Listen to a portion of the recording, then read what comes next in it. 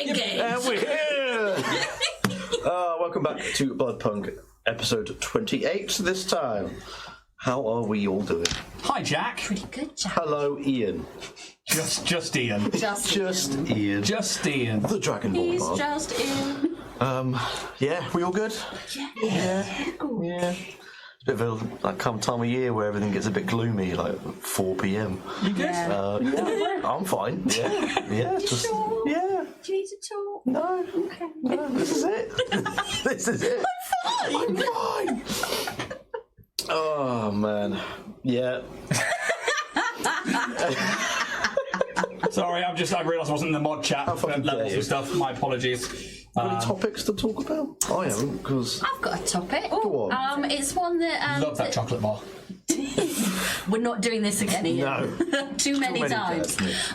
Dave was having a chat about it the other week with us. What's the first thing that you remember spending your money on as a kid? Oh, I know this. oh Christ, Action Man with the Cyber Wolf. Oh, Yeah, I was very pretty happy. elite. that's very Fair cool. enough. Yeah. Mine was a Bug's Life VHS with accompanying lunchbox with the holographic Wow. front. Damn. God, I really had to search back for that. didn't I? So I have a few things. I remember having little things where I got into things like Warhammer in my teens because I wasn't allowed to as a kid, and then I had some money and stuff like that. The first thing I remember saving for, I was specifically asking for money for Christmas and my birthday because they're obviously twin together. Flashlight. Sorry. I don't know. Out the gate. I don't know. Get out of the way. You need to get it all. Yeah, clear it out now. Yawn. I should get one of those. Let's do it together. Sorry. Oh my god! You know you get double-ended dills. I wonder if you get a double-ended Dills? flashlight. Surely, it's one of those things, isn't it? Like I a just love Chinese the- finger dill. Yeah. You don't need the dough. No, only the dill. We just developed a new IP. We own that. We own tandem flashlight. Oh my god. Sorry, the first thing you ever bought. I didn't think that they could get any more horrific. Tandem flashlight. Would that then be like docking?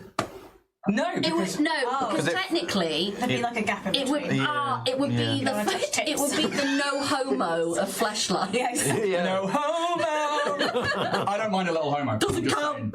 saying. If we knock tips in the middle of the Knock night. Oh my Christ. So I was 9. Yeah. I remember I was asking for money for Christmas and my birthday because the Nintendo 64 Pokemon Stadium had just come out, and I basically had asked somebody in my family for Pokemon Stadium but didn't have the N64. So I was like, right, I'm going to take all of my money, I'm going to ask everybody for money, and I'm going to buy an N64. And I went to Woolworths in Chesterfield because I was staying with my gran, who I spent a lot of time with because childhood trauma. And I went and I remember and I got the special edition Pikachu N64, which is blue with a 3D Pikachu on it, which is worth a lot now. And I sold it down at Pall Market a few years back because I was desperate. Yeah, so I remember that being my definitive. I have to save money. I have to have this, and that's where I think my Yeah, I mean, you'll see how determined I am when I want something. I'll fucking go after it. And that I remember being the first instance of that with money. That's a great question. Siobhan? I can't fucking remember. Neither And I can don't know what that I'm says really about struggling. myself Yeah. because I'm like, That you're not very materialistic. that is no. That is the opposite. I of me. am. I like things. too. But I think genuinely, if I Name a thing you like. everything. But I think if I like, yeah. That's the name of the episode, by the way. I mean, I can tell you now it's not. Oh my god! If it had handles on either side, like come on. joysticks. Fucking hell. Yeah. Oh no, but it makes it vibrate as well. And then you can have a phone holder in the middle. Yeah. And you can be looking down, and then we're never looking at each other. Fuck. But then your eyes meet across the flashlight, and everything changes. Yeah.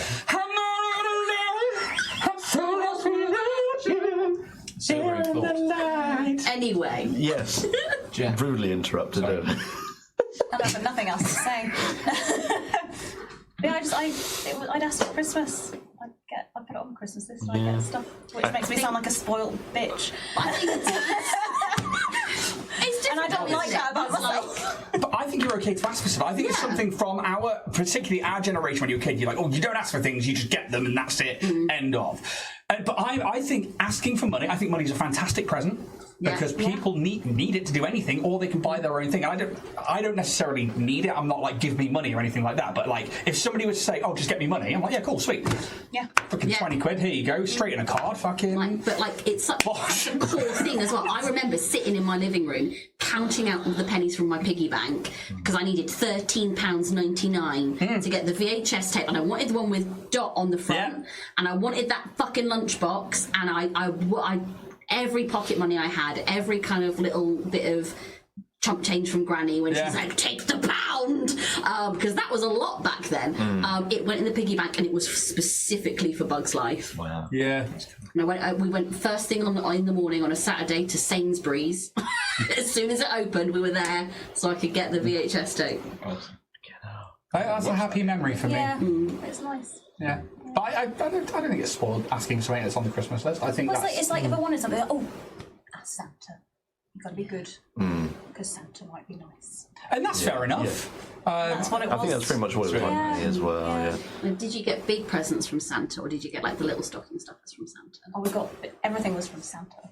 Everything was from Yeah, Santa. apart from like a little bit from like Nanny and Grandma, but then they'd write Santa on it as well. So we had Make sure my kids aren't listening at the voice. Santa because Santa we know is real, and Santa's coming very soon. Yeah, but he's very good. Tandem flesh. in the Easter Bunny. Just. Anybody got Santa fetish? Anybody? You got Santa fetish? No. Mrs. Claus, right? Absolutely not. though. Yeah. I mean, I like the elves. What she do? Sorry. What's she doing? Oh, what does she do?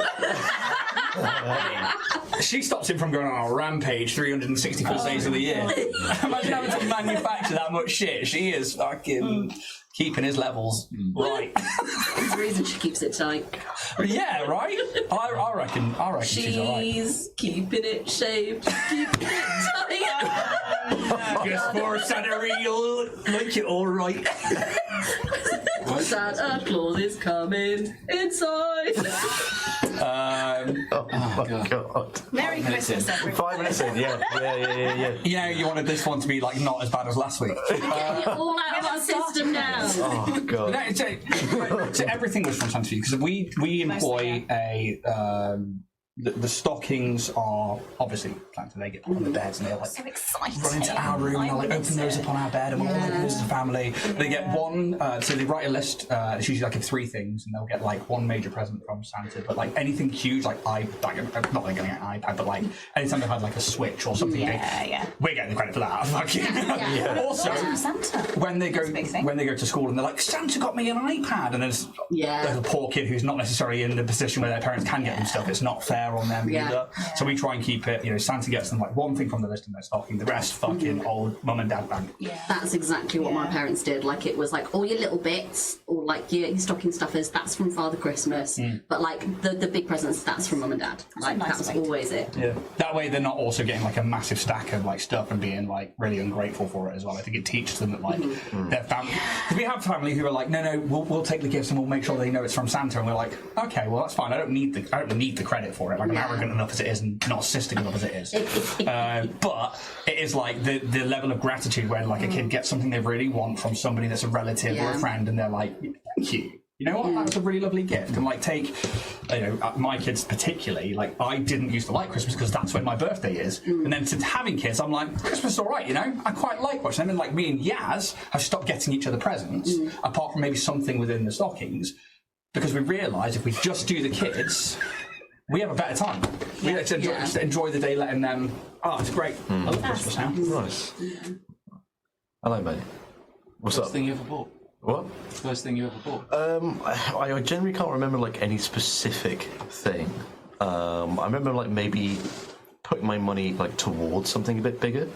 Tandem flashlight. Yeah, exactly. Yeah. XXX. Do an upgrade. I remember Got a new sleeve. I remember one Christmas. It was the first time I ever had a console. It was a PlayStation 1. Oh, fucking hell, nice. Yes. And my very first game that was given to me was Rayman. Shit, fucking dude. Rayman! Fucking OG game. You guys like Rayman? Fucking Rayman's love great. Rayman. Special place in my heart for it. Yeah. It's so good. Wasn't for me. So fucking difficult as well. Yeah, right? That little fucking pencil level. Oh, jeez. Oh my god. Get That's out. such a good game. Yeah, loved it. Yeah. Resident Evil is one of my first games when I was young. Tomb Raider 1. But then Crash Bandicoot was my fucking... That was my platform game. That was fun. And I've even got like the remaster when it came out before. We actually were working together when that came. And it was like, that was something when I'd like just got to that job, had like a bit of extra money, and I was like, that came out, I was like, I must have this game. So there's an adult area, an adult time that I had, it was like, I must spend my money. I think one of my favourite games on PlayStation 1 was having Time Crisis. Yes! But like with the pistol that you aimed at the screen, oh my god. I remember like, I don't know whether we sold it or got rid of it at some point. And then like a few years later I was like, oh, do we still have that Time Crisis game? We got rid of it. I mean, you can't fucking get them anymore. No, and they're worth a fucking fortune. Yeah. My next door neighbour had one. I hated him, but I loved that game, so I spent quite a bit of time on it. He was a prick. And the little buttons on the side where you could like switch like positions or whatever. And they brought out Time Crisis 2 and the fucking backslide on it, so I was like, oh my god, I wonder why I joined the military. I wonder where that came from. Oh man. Yeah. There you go. Banter. That's a great fucking question. Really, very good question. Courtesy of Dave. Yep. Dave, he asks really good questions, Yeah. so I think we should go. Huh? Who? I am the most gullible. Never heard of him. He's not on the shows yet. Never heard of him. Doesn't exist. Everybody's potting around in the garden up here. Like, no, don't know yet. Nope. Just hang out. I sometimes just hang outside the door to the woodwork thing and I just watch him. I'm like, like, you know when like somebody like properly upper class is just watching a tradesman like do that. Let's move on to our sponsors of the stream. Fuck, I love this section. First of which is Warrior Prince 3D. His name is Richard, as I'm sure you well know by now if you watch the streams by now. Does he have a printer though, He Jack? does have a printer, and what does he print? Tell me, Pray Jack. tell. Miniatures, terrain, cosplay items, and much more. And currently you have a little code called To The Stars for 15% off your orders. And if you spend over £20, you also get a free 3D printed Starfinder badge along with your order. It's seriously high quality stuff, and I'm currently painting up something pretty massive that he's given to me that I have paid for. Tandem flashlight. Tandem flashlight is exactly what it is. Oh my god, you and Dave. Just you wait for the final episode of Bloodpunk. It'll be a mess. It's like putting a key in at both sides. Is it like a tea pipe for you three, and then Siobhan and I can just watch. Tea pipe. Just three pasty fucking Cornish like dwellers, And we'll just be watching banging at the away door, at a like the upper fucking restaurant, drain watching pipe. a tradesman. That is not an image I want. Oh my fucking god. Anyway. He probably won't print that for you if you were to ask for that. I bet he could. So don't. But yeah, miniatures, terrain, cosplay items, he has got you covered. Loki Battle Mats is also another one of our sponsors. Makers of high quality, super easy to use tabletop battle mats that you can just put down in front of your players at a moment's notice, and it's pretty much any in-game scenario is in their books. And they currently got a Kickstarter that's still going on, I believe. Yeah, so the Dungeon Reignited is still on Kickstarter. I think we're in like the last 2 weeks now. Please go check it out. There is a link in all of our bios to that particular Kickstarter. It lets them know that you've come from us, so please go check out the Dungeon Reignited from Loki Battlemax. And also, a third sponsor of ours is also Moonshine Adventure Company. Ian, would you like to talk about it? Yeah, so we're pleased to welcome the Moonshine Adventure Company to the Dragonborn Industries channel as a new sponsor. So they have an upcoming event in April, so April the 15th to the 19th, 2026, called Blood and Banners. This will be at St. Brival's Castle, YHA in Gloucestershire, where for just over £200 a night, you'll get D&D food, accommodation, and activities like archery, fencing, and candle dipping, which we all went absolutely nuts for.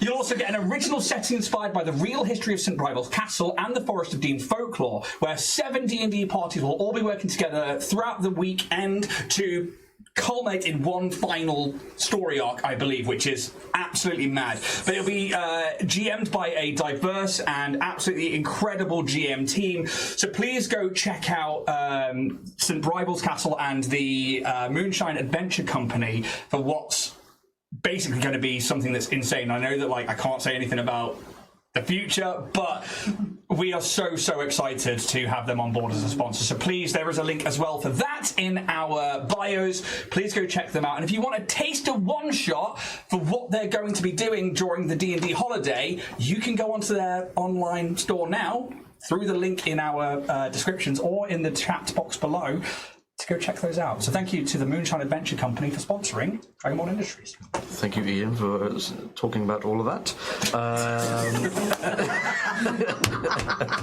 Put it on the fridge. You got that last just a fucking beavers. But another show supporter of ours is Roll and Play Press. Away with words. With books like this. Roll and Play Press. You DRAGONBORN 10 at checkout. You get 10% off your books. It'll let where you come from us, and we get a little something for it. Thank you very much, Roll and Play Press. Really good toolkits to just bring out if you're really struggling at the table to names or ideas for characters on the fly. They're perfect for that. And yes, as Ian said, DRAGONBORN 10 is our code for 10% off your orders from Roll and Play Press.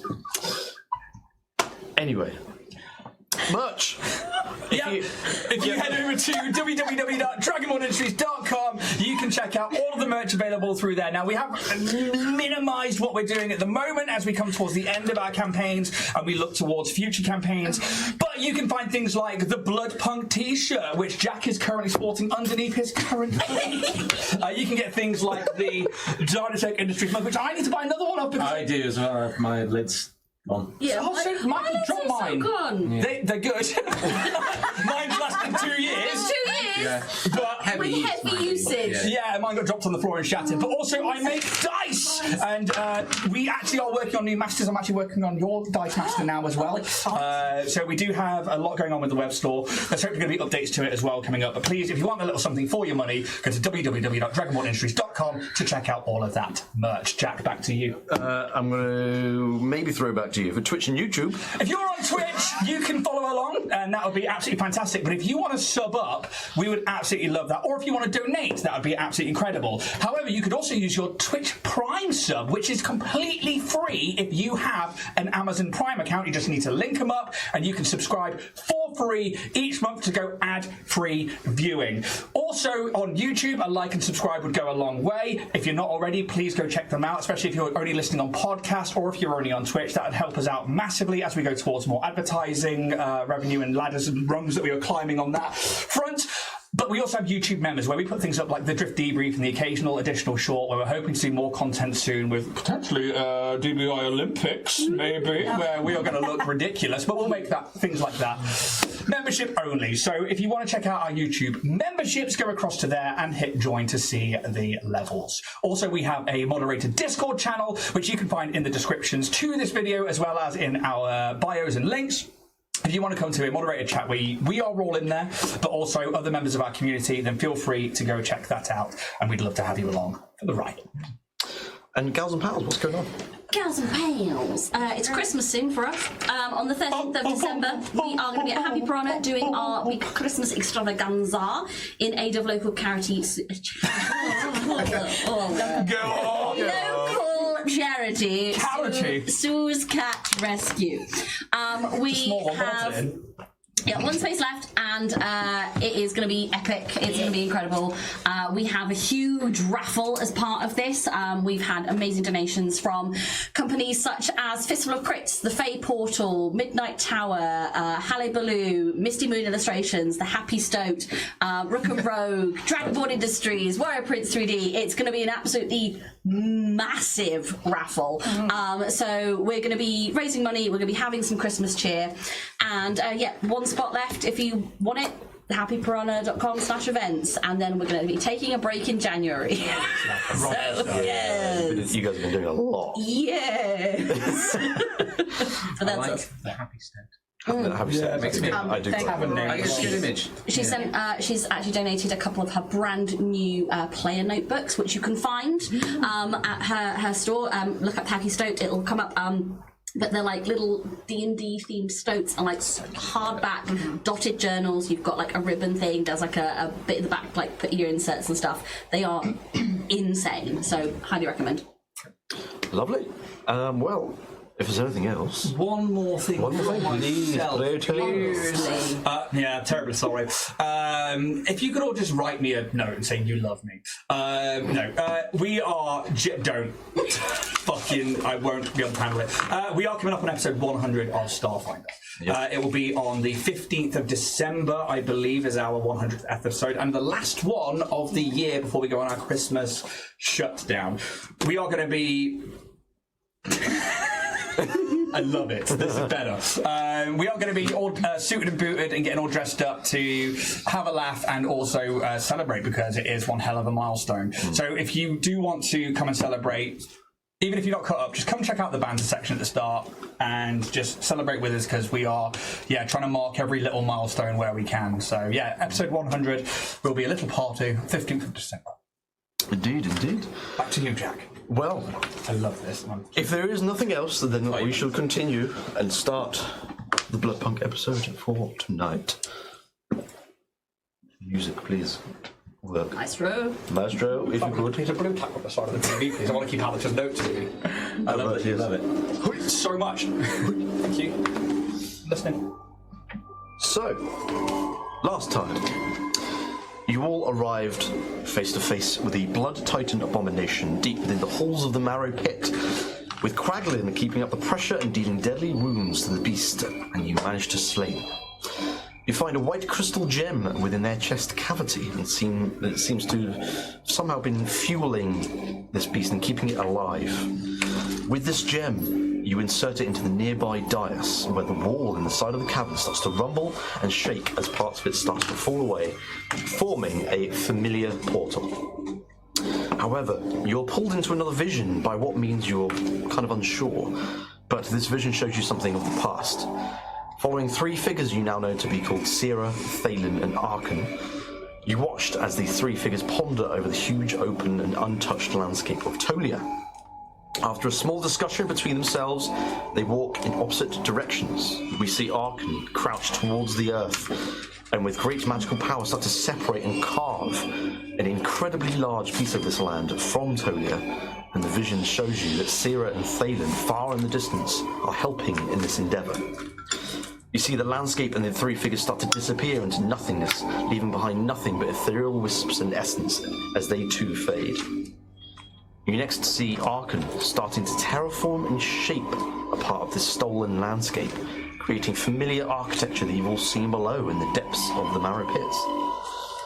You next see Arkan leading groups of many people of all races through a portal into this land and encouraging them to make their homes here.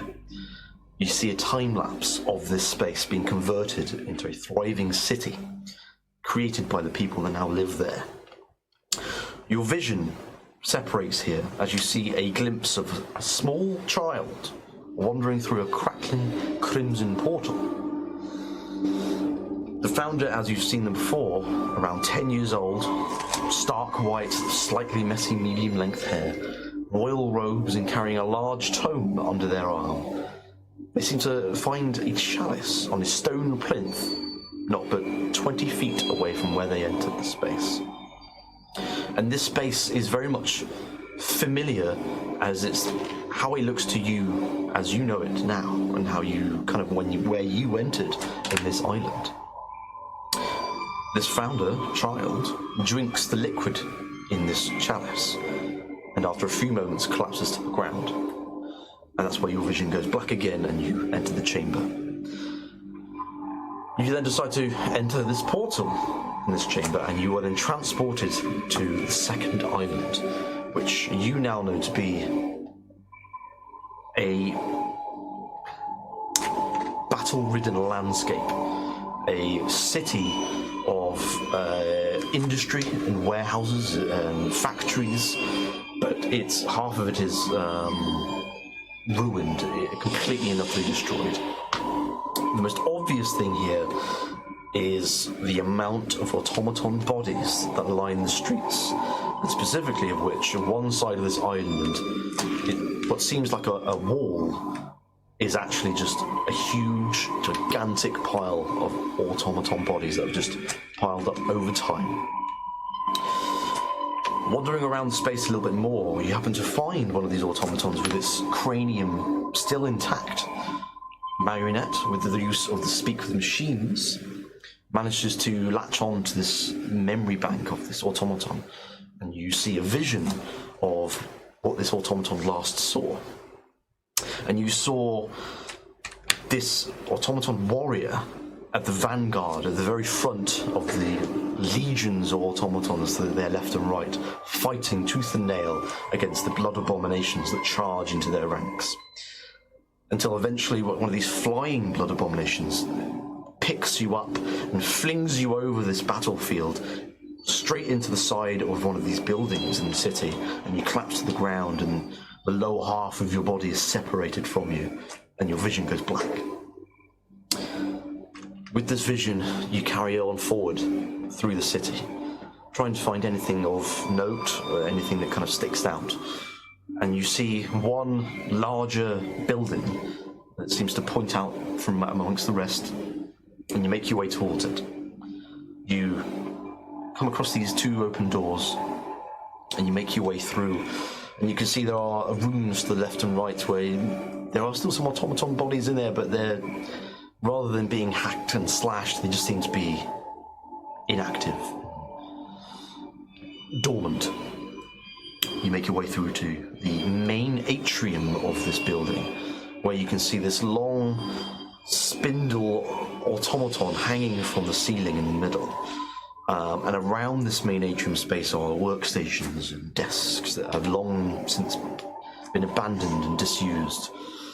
But you see, again, no signs of movement.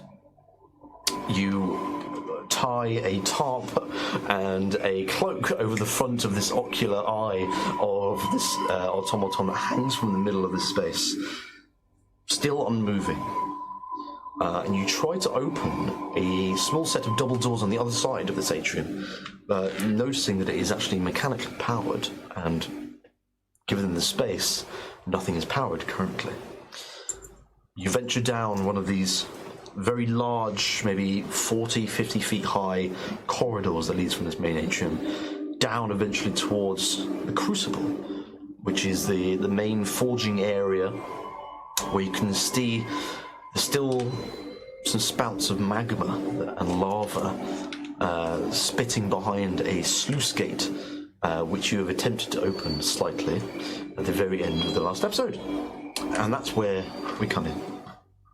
I know it's a bit of a longer recap, but I thought I'd just get the details all in there. Thanks, Dan. I consider myself capped. Very good. And that's where we are, as I believe Kraglin started to try and raise this sluice gate, and you managed to, a little bit, and some of this magma flows through, but you can see there are some of these like half-pipe tracks that would carry this magma elsewhere, but some of them are not quite aligned, and they're leading in the wrong directions, and you can clearly see that.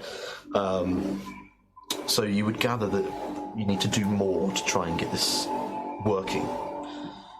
What would you like to do in this space? Did you cast Speak with Machines last episode? I did, on the Automaton body. body. Yeah. Did anything come? Yes. So I got the vision of the whole this battle, and the vanguard. But haven't done it on the big boy because it's not powered. Is it like the pipes? Do you need to sort of like change direction to like reconnect them to certain places? Is it like it goes off different areas? Yeah, you know, like those puzzles where you try and get something like from the start to the finish, and you have to like turn things, like there's a T-shaped one here and all that. There's that kind of thing. You can see it's all misaligned, whether it's through like battle or like you're not really sure what's happened here. But yeah, it very much needs aligning again. You can see this half pipe comes from the sluice gate itself, and you'd imagine that magma or lava needs to go somewhere. Can we sort of try and see if we could plot a point to where we think it would lead off to. Yeah, absolutely. If you want to do that, then you can make me a straight intelligence check.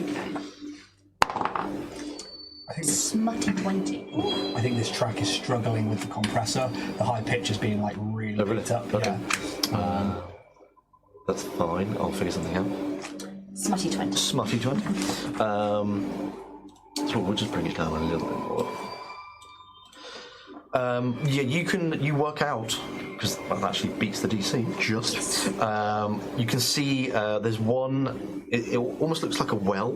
You imagine like some of this magma needs to sort of collect here, and the steam and the heat that rises starts to turn some of the cogs above it, and that maybe would activate something else. You can see exactly where this line needs to go. So you've got that nailed down. And I will relay that. Well. Where do you want those marionettes? Great not being this. Well, we need to have a little collection of the magma in the well, so if we can try and work out how to move the pipes, it looks like there's a system of cogs that will then, with heat and steam, get things moving in some way.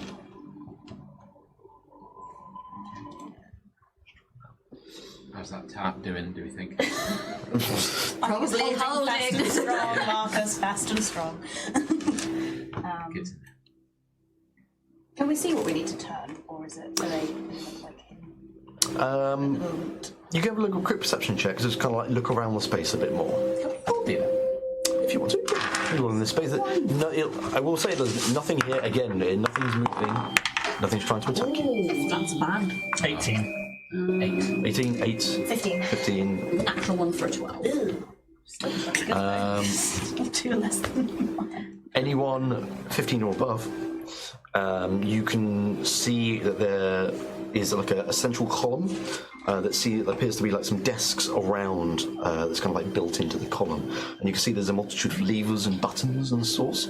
There's nothing immediately obvious as to what does what, but it very much looks like a control point for moving certain things here. And you imagine that could be to like move certain sections of this half pipe, you're not sure. But you would know that this sluice gate also needs to open, which is very heavy. Seems like a job for me. Yeah.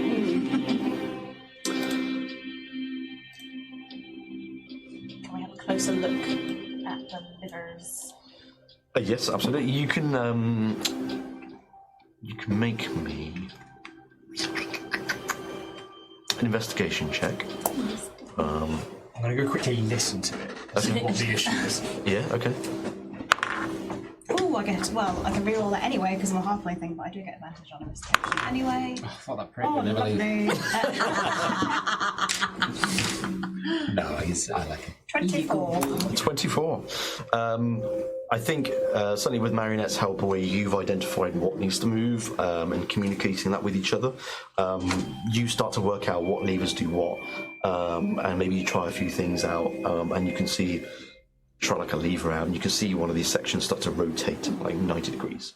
Yeah, you certainly figure out what does what. So you're at the controls and you know how to do things. I've cracked it. Good job, Kitty. What a team. Yay. Anyone else like to do anything in this space? I guess we're just waiting on Craig Lane.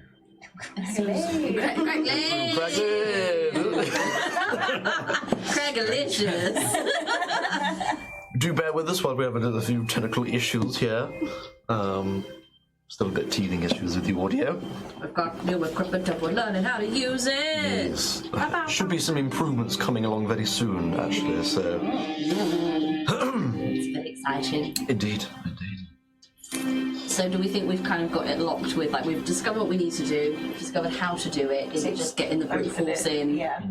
Actually, Kitty, can you turn any of those levers, or does it need power? You very much know that it's kind of it's more of a mechanical move rather than Yeah, so it's just power. moving it into place. Yes, yeah. No, I've just moved it into place. We just Fantastic. need Craiglin to Give Do it his big arms. Craglin's disassociating right now, so.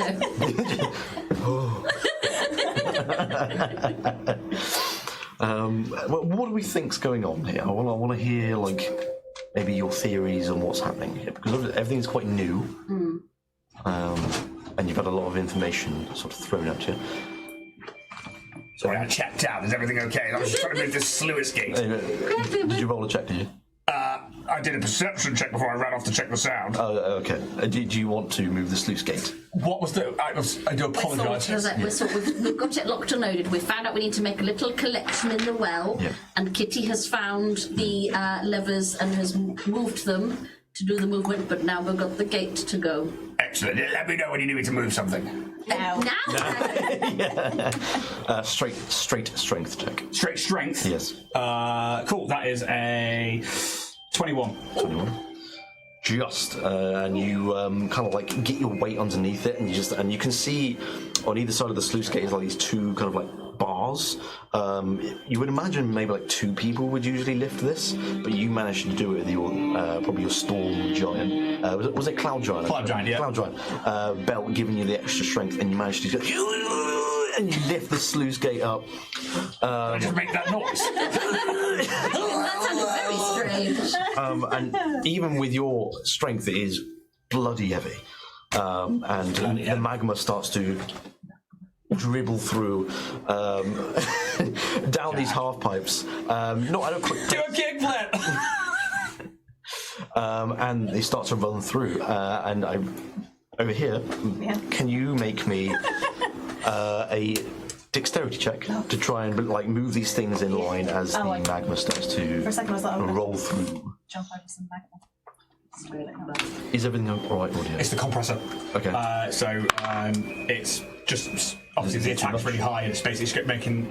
I think what Fluffy thought it was the music, but actually it's the compressor picking up everything. So when somebody's low or boils down, to go shh, and then trying to bring them up. So what she's hearing is the compressor attacking. Okay. It's fine. We can still hear us, and the music's at a level where it's fine. Okay. Consistency. Yeah, but it's Okay. we're learning. Yes. 9. 9. Oh, classic Siobhan. I know, but it wasn't on the dice. We get the picture. Still classic Siobhan. I don't think it counts. So I'd say like you managed to get a few of these pieces correct, and then you kind of lose your way as this track starts to split in different directions, Guys, I'm confused. Do you need help? and some of this magma starts to pool on the floor. No. as it kind of, like, Why is she goes through. wandering off? Can I come in and sorry. sort of try and help? Absolutely, you can. You can make a check and do it. Dexterity? Yes. I thought machines would be easy. You're never gonna guess. It's a 9. Did you get any pluses to it? Oh my No, god. that's total. Having not like looked at these controls yourself, you're kind of like bewildered. You're like, yeah, I'll come help. Get it. Is it right? You start just pulling levers. No. Can I just jump in? Like, oh, shit. Yeah, absolutely. You can jump in and see like there's shit's going wrong. You can try, and try. Help! We're just too little women. It was too big for brain. Our boobs got in the way.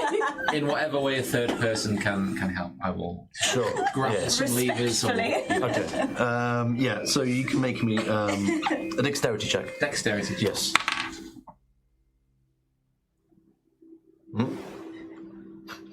Gentlemen. Is it a 9? There it is. Out of 6 columns, I found the one. So plus Maths. plus 4.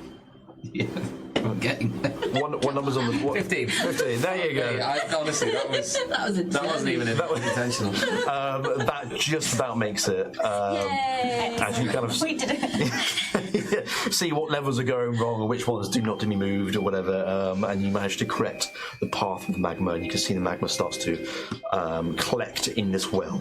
I need fucking dice. I always forget my dice. Can I have D6s? Oh, D6s. Oh, it's on my screen that you put down there. Should be a whole. You're quite right.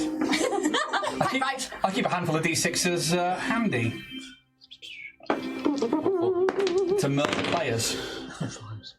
7 points of fire damage to you, Claglin. Oh! As like What? the sluice gate itself is like boiling boiling hot from the magma, and you're right next to the heat. How much damage was that? 7 points.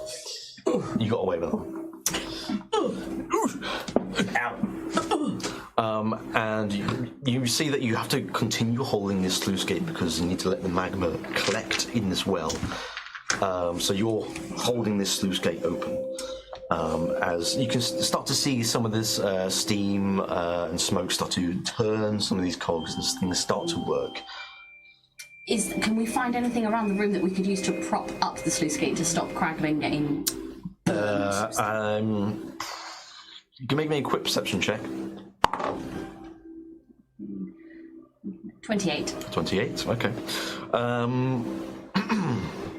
You have a look a bit more around the room. Turn on my headlamps.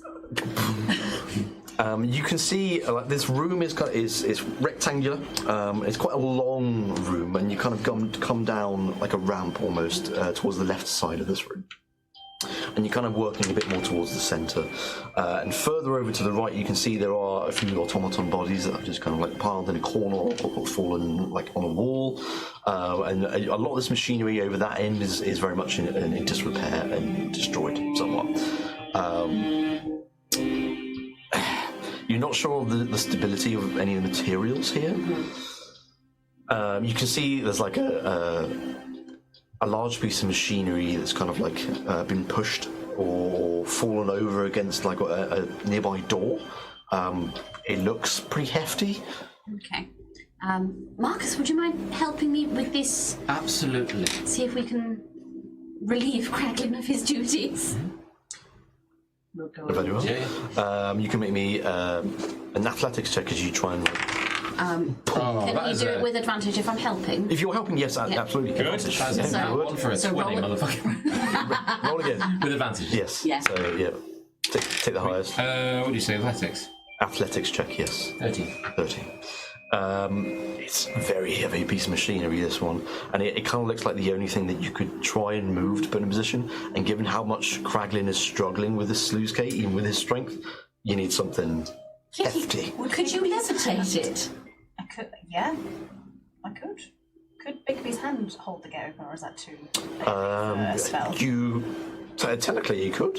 Yes, because it has its own like sort of strength stat block. I'm pretty sure it has a strength of 26 or something like that. Plus 8. So Yeah. Okay. yeah. So yeah, you could absolutely cast Bixby's hand, and yeah. Mr. Bigby. Mr. Bigby. Yeah, that's They call me Mr. Bigby. Mr. Bigby. Right. Hey. Mr. Bigby. Cool. So That's fantastic. is it? Yeah. I thought you've used it before. Haven't you? I think I've tried to. Or I don't know why I feel like you have. I've talked about it a lot. Sure. I haven't used it. Fair enough. Fair enough. Okay. You talk about it so much. I know, You've like this is why I'm really gaslit us into excited. thinking Yeah. that you've used it. No, I definitely haven't. Yeah, so it's just this bloody big old hand. How does his hand look? It looks like, I think it's like, you know, the thing from Fantastic Four. Yeah. Just like a big, Like- meaty hand. like Rocky and that Still- sort of thing. still. Like kind of, Yeah. yeah. Yeah, Yeah. oh, I said meaty.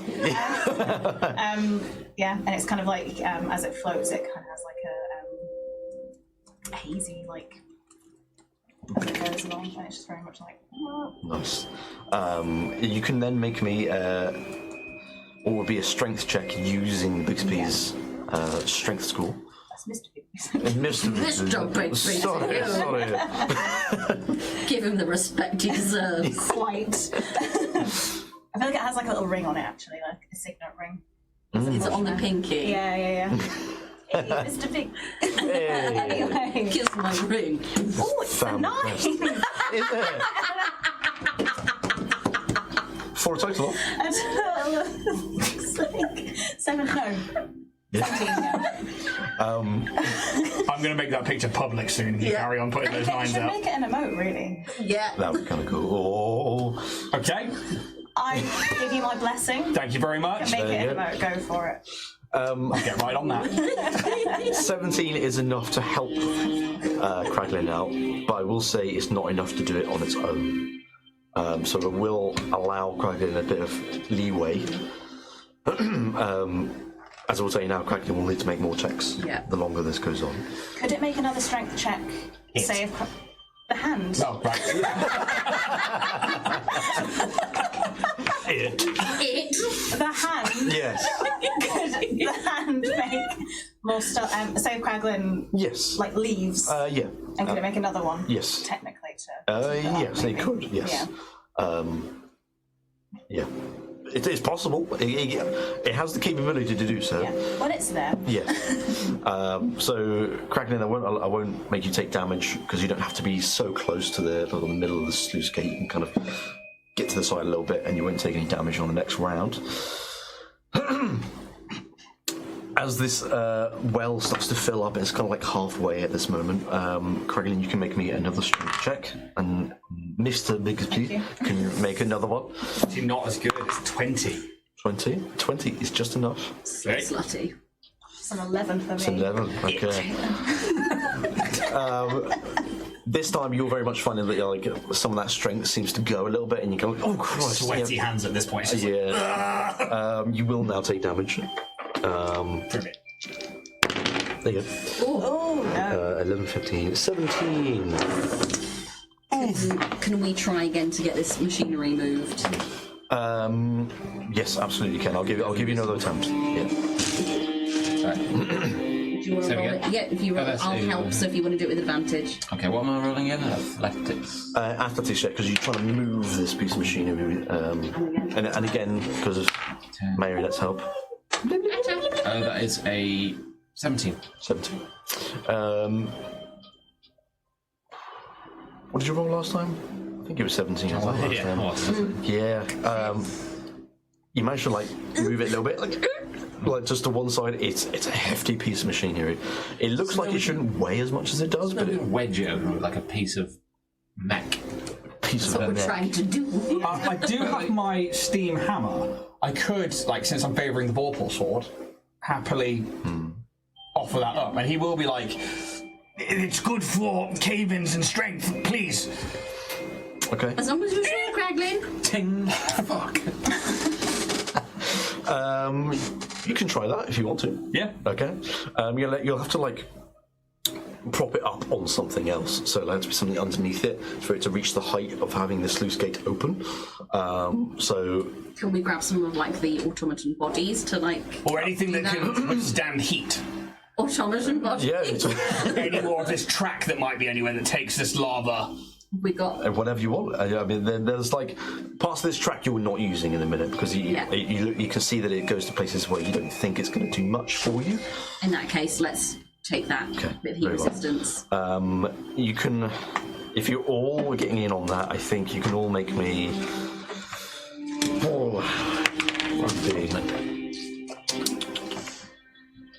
Whoever's moving, like this bit of the half track over to it, make me an athletics check. I got that one. Whoever's trying to like position maybe the hammer on top of this track to try and get it in the way, you can make me probably dexterity check to try and get it balanced in the right way. Strength checks? Strength check was for moving the track. Hang on, 25. 23. Cool. Both of you, you can easily like move one of these tracks out of its kind of like socket and kind of move it over to the sluice gate. And whoever is sort of trying to position this hammer and stuff, maybe yourself? Is this gate still up? Kraglin's come off of it, so maybe just do a quick strength check for. Because I might do a really, really, really great strength check. Sure. We just And put it it just in holds fail it. safes. Yeah. Yeah, exactly. Right. It's Today's the day. Bigsby concentration as well. Oh my god! Halfling luck! Oh, It's a natural lovely. It's going to have a great roll session. 9 natural ones. 22. It wasn't. Was that a 22? 22, yes.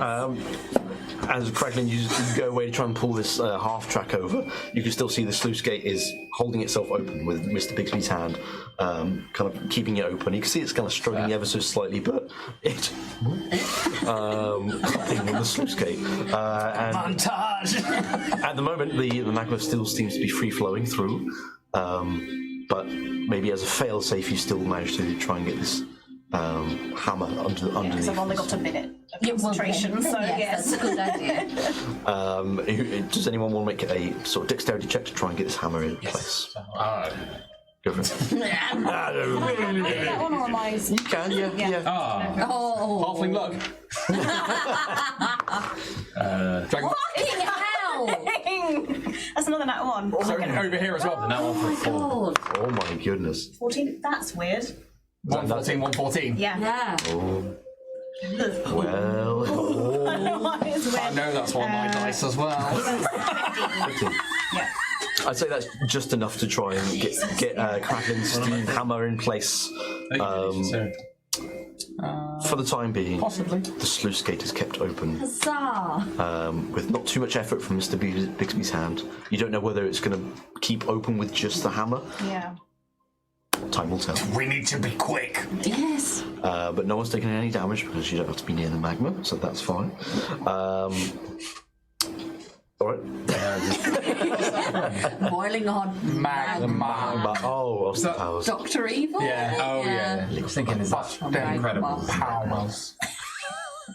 $1 million. Actually, sorry, today's economy, $1 million is actually not a lot to ask for. true? We were upset the other day. It was so good. Did it hold up? God. It does. Yeah, I I think it would does. love some chocolate ice cream. She's a fembot. But all along. No, I think it held up. It was Yeah. It's one of my favourite lines. Who throws a shoe, man? Honestly. Random task. I love that. Like, I thought I smelled cabbage. No context.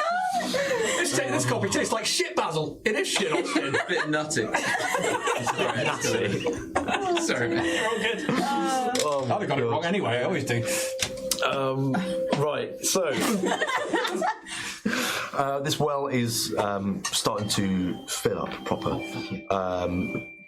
I think you kind of get the feeling that maybe something else needs to be activated, perhaps magically. And anyone who's magically inclined can make me an Arcana check in this moment. All right. Does a paladin Yeah, You know go on. spells? Yeah, I mean to be fair, you all have spells. Yeah, in I'm some going way, to say that he will. What was it? Arcana. Arcana. What? Marcana. In the middle of my street. Marcana. 19. 19. I hate doing that. There you go. Thank God. Oh, 7. 8, 19, 7, 8. 8, 13. 13. Oh, okay. Sorry. So, Give it. on this central pillar, where you see all these levers and buttons, seeing that like the mechanical stuff start to work, you're not seeing power sort of being distributed.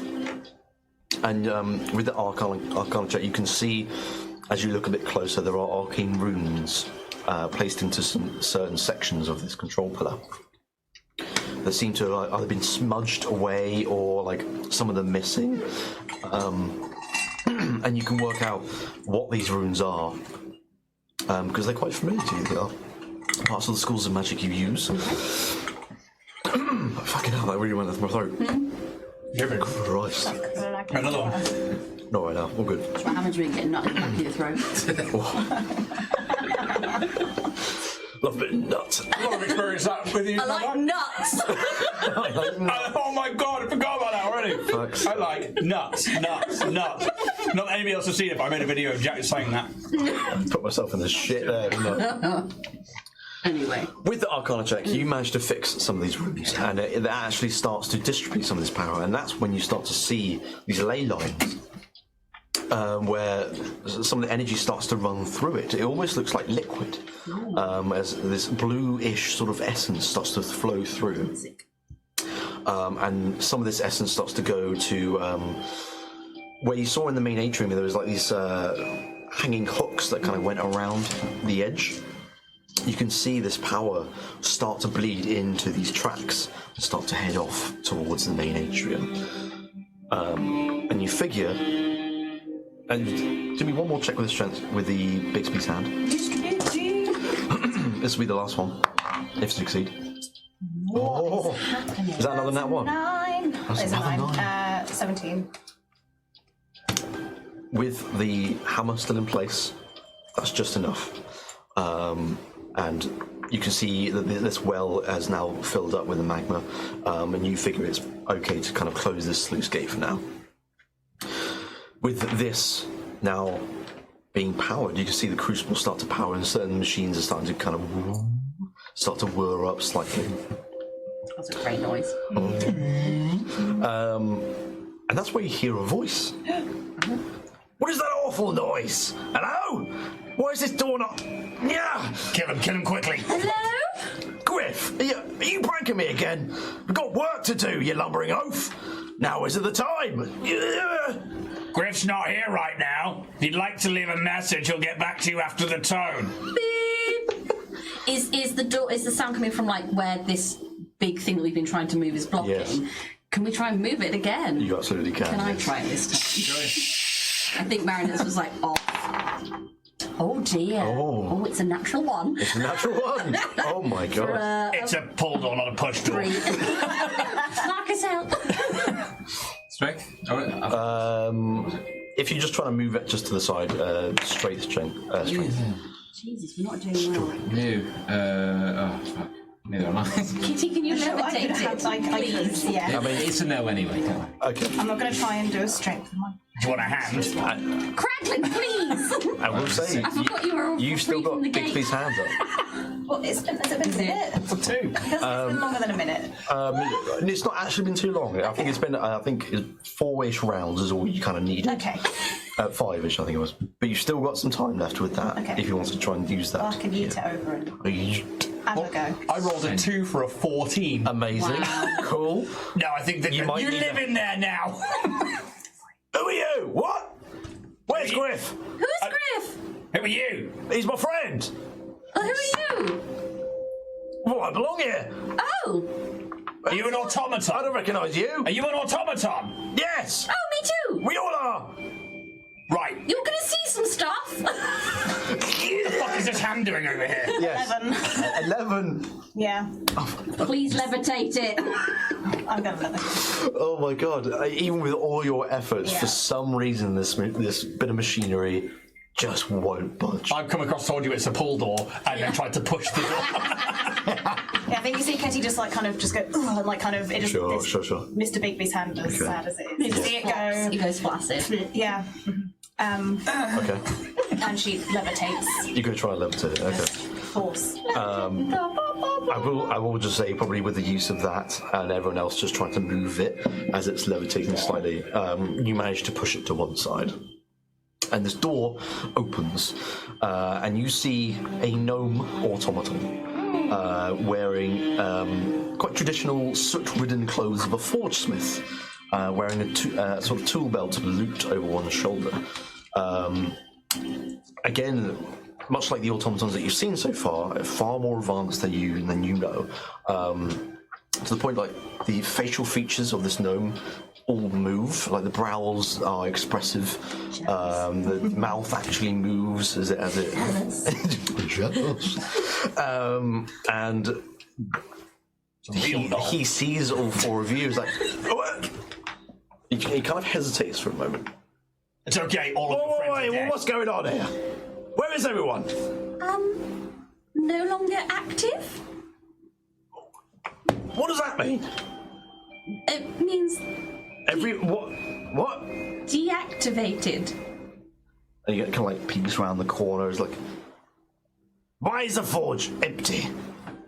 We're in the middle of a war. Yes, that war I think is over. Yes, Long time. I think you missed it. I do hear no sounds. And then, like, you kind of like An oxymoron. goes to sort of like walk past you a little bit, just try and like explore the area a little bit more. And there is like one of these automatons, a slightly bulkier one. Maybe is perhaps a warrior or something like that, but they're kind of like sat cross-legged, like maybe 10-15 foot away from the door or so, and they just kind of like power down. Like one of their arms is like just missing. and he kind of like happens to spot this automaton through you. Griff, you let them in. Griff. Needs to be, there's some explaining to do here. What's happening? I'm so sorry. Is it possible to share like automaton to automaton? Given that I've like locked into the frequency, could I share the memory that I've got off the? I know this is real hinky, and you can absolutely say no. Hinky. With the one that you got first. Yeah.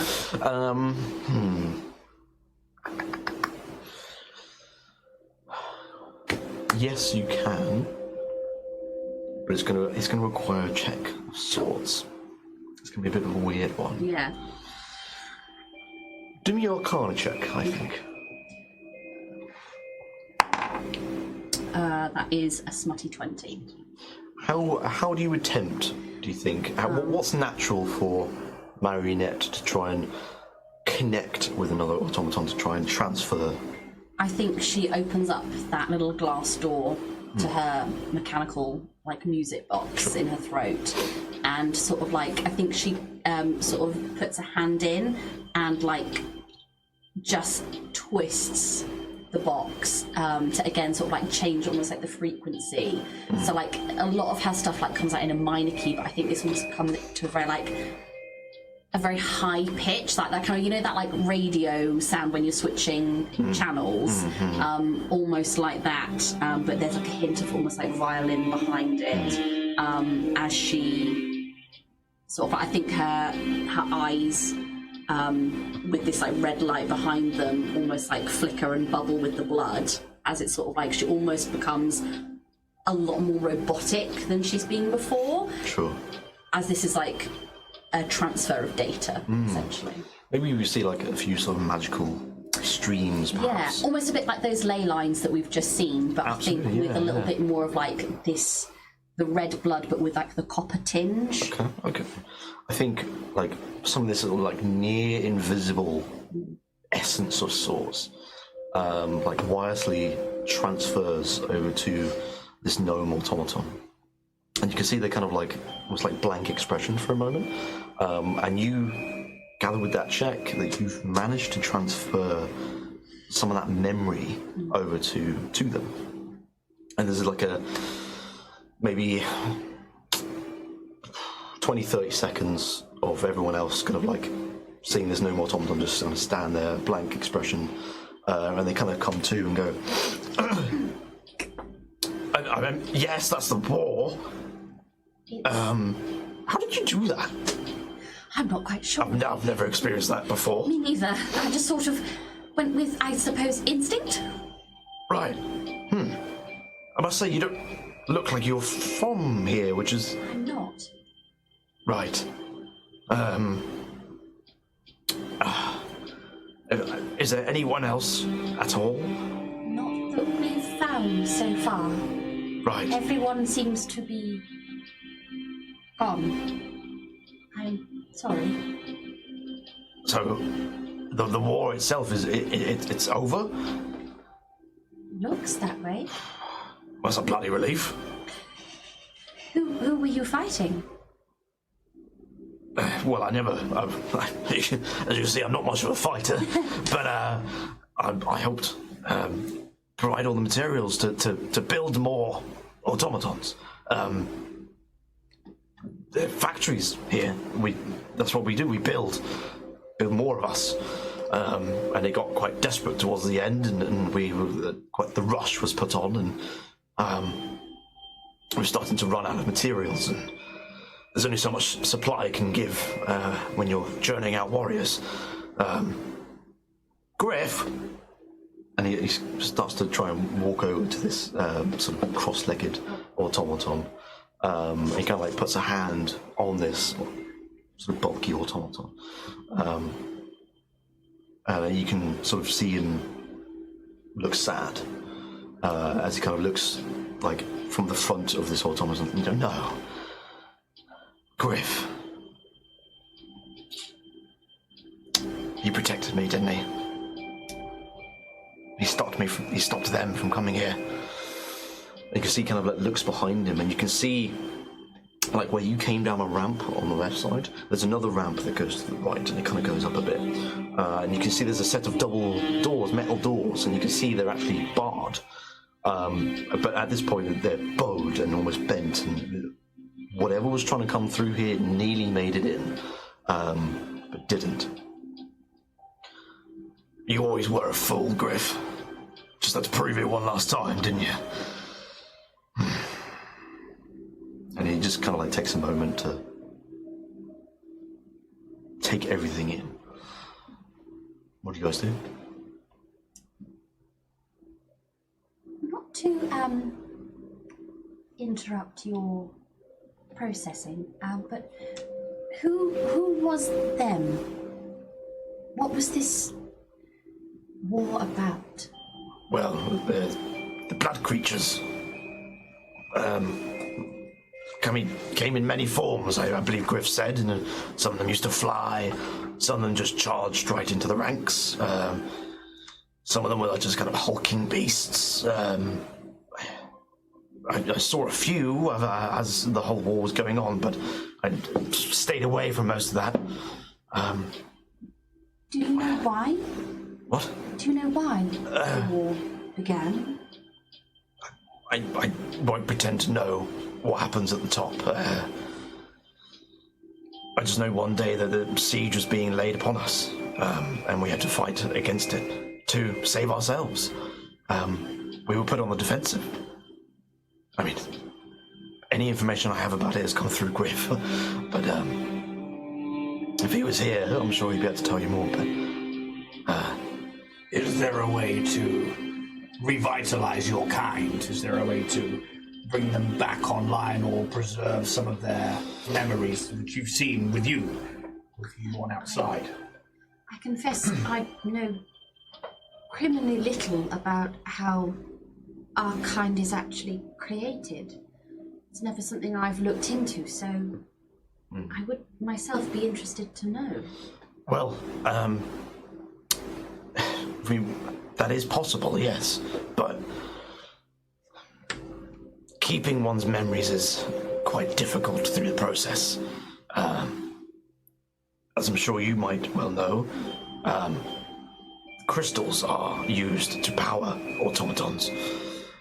And if that fails and the automaton is to die, that crystal needs to be replaced. And whilst I guess you could call it the soul of the person is still there, it's kind of like a factory reset. Sometimes they might keep some of their memories, sometimes they don't. It's not something we were able to figure out. But what's in the other room? There's this large machine with an eye and these grabby arms, hooks on oh yes, the Forge Mother. Okay. Go on. Well, the Forge Mother creates all the automatons, and always has. Is it wise? I mean, I'm assuming you haven't seen outside then, because you are the only out of thousands moving automaton that we have seen. Is it worth turning the Forge Mother back on to see if she can at least bring some company to you? It kind of like looks around the room. I think you're already starting to do that. Well, yeah, until we heard you, and then we were like, oh, shit, okay, well, there's an actual intelligible being. Those ley lines, they're already going off towards the central atrium. Excellent. So, you've already pretty much nailed it. I'm surprised you managed to work the Forge out. Simple stuff. Easy, yeah, not an issue. Not a problem. But is it wise if you still believe that you're in the middle of a war? A war that's long since... I hear... We should take you outside. Sure. Easiest way is to go through this way. You can see there's like another side door. There's kind of like a side passage on the right side of this room, near where you are now. He points towards it. How are you seen to the macabre? Fine, not too Excellent. bad. Is it possible to speak to the Forge Mother?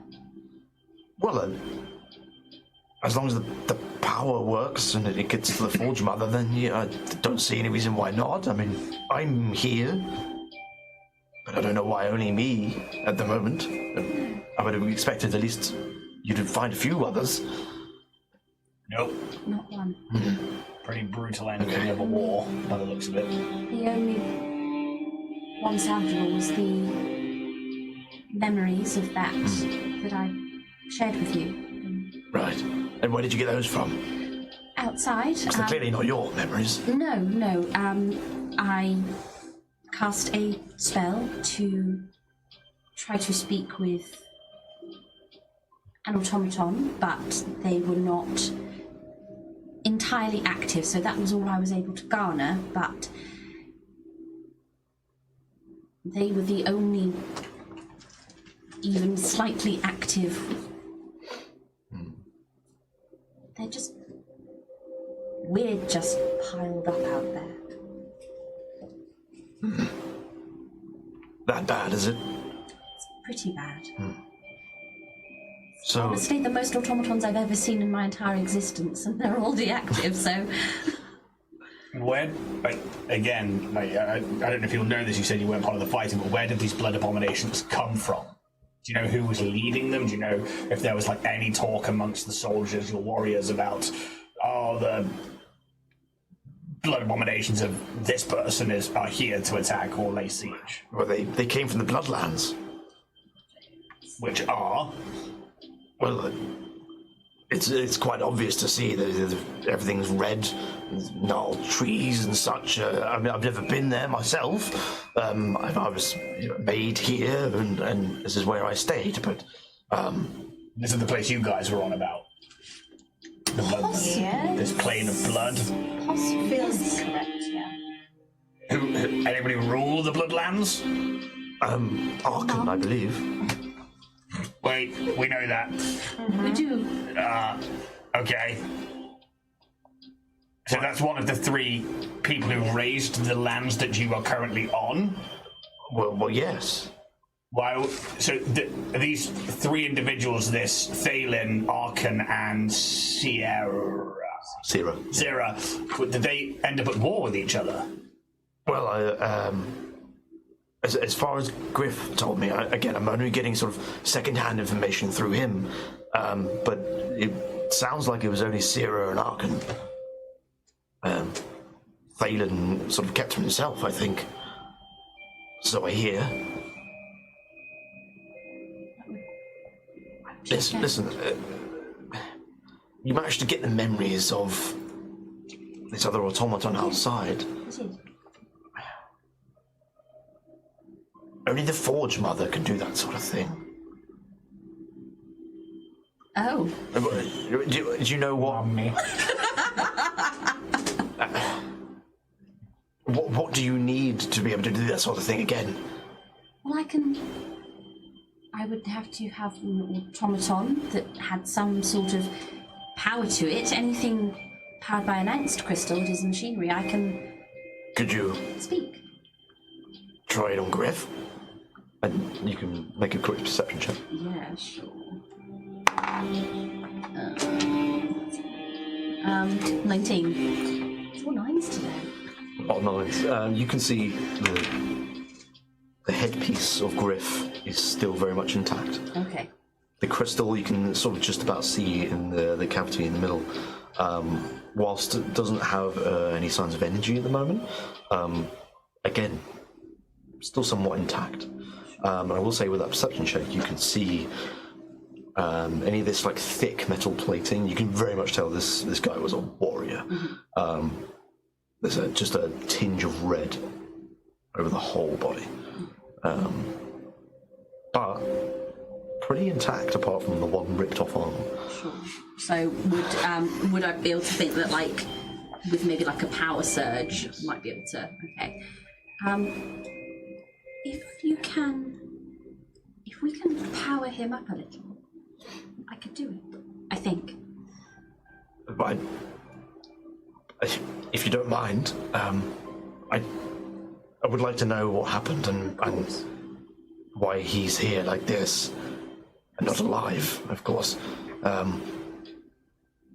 Yeah, if you don't mind. Of course. And they have blood as well, don't they? these automatons. Is there any? Not the same way that you Not the do. same way, but is there any component of them that has blood to them? It's more of like a purpose-made kind of like liquid. Okay. It's almost like just a coolant rather than it being like a life essence. Cool. That will work better then. That's fine. What do you do? What would it take to give, like, basically defib this thing to be able to cast that spell? Hit him with this. Magma. You know how I've got like this residual I was trying not to say. big old angsty crystal? Yeah. Could I share some of that with him? We Absolutely. still have the big crystal. No, but I've got like remnants of it. Oh, yeah, that got absolutely destroyed, right? Yeah. Yeah. Yeah, that's, the crystal itself gone, but you are left with this residual energy. Okay, I think so. Marinette is going to kneel in front of this automaton, and she sort of starts to, I think, she opens up some of the chest plating and is going to kind of reach her hand up inside the mechanisms and sort of like around where her heart would be, which I think now has this kind of purple tinge around it. It's like this proper like clockwork mechanical heart, Yes. but like full anatomical. Just sort of like draw some of that energy and then place it against the. I think that works perfectly.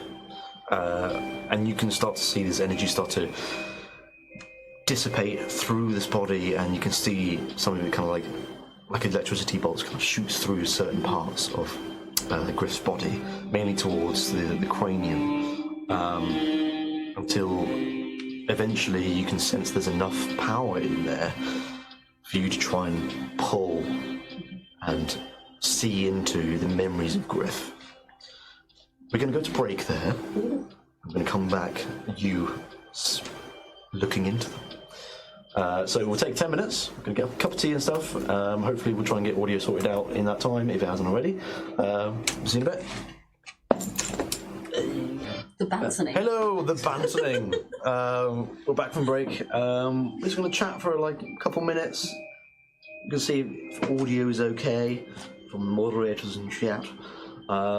Just to see how things are rolling, because we've made a couple of changes, and hopefully that'll fix any of that breathing weird stuff going on with the compressor.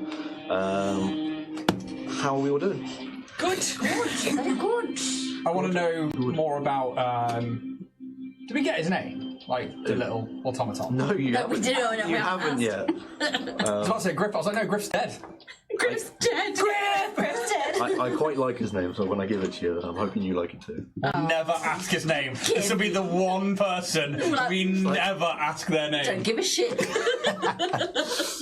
Well, you never know. You never know. It's a little bit of a clever sort of play on words, and Oh, don't you sometimes edge me like that, Jack. that's just how it needs to be. No, man. Oh, that was kind of cool. I quite like that. No, No Tom. man. Don't encourage it.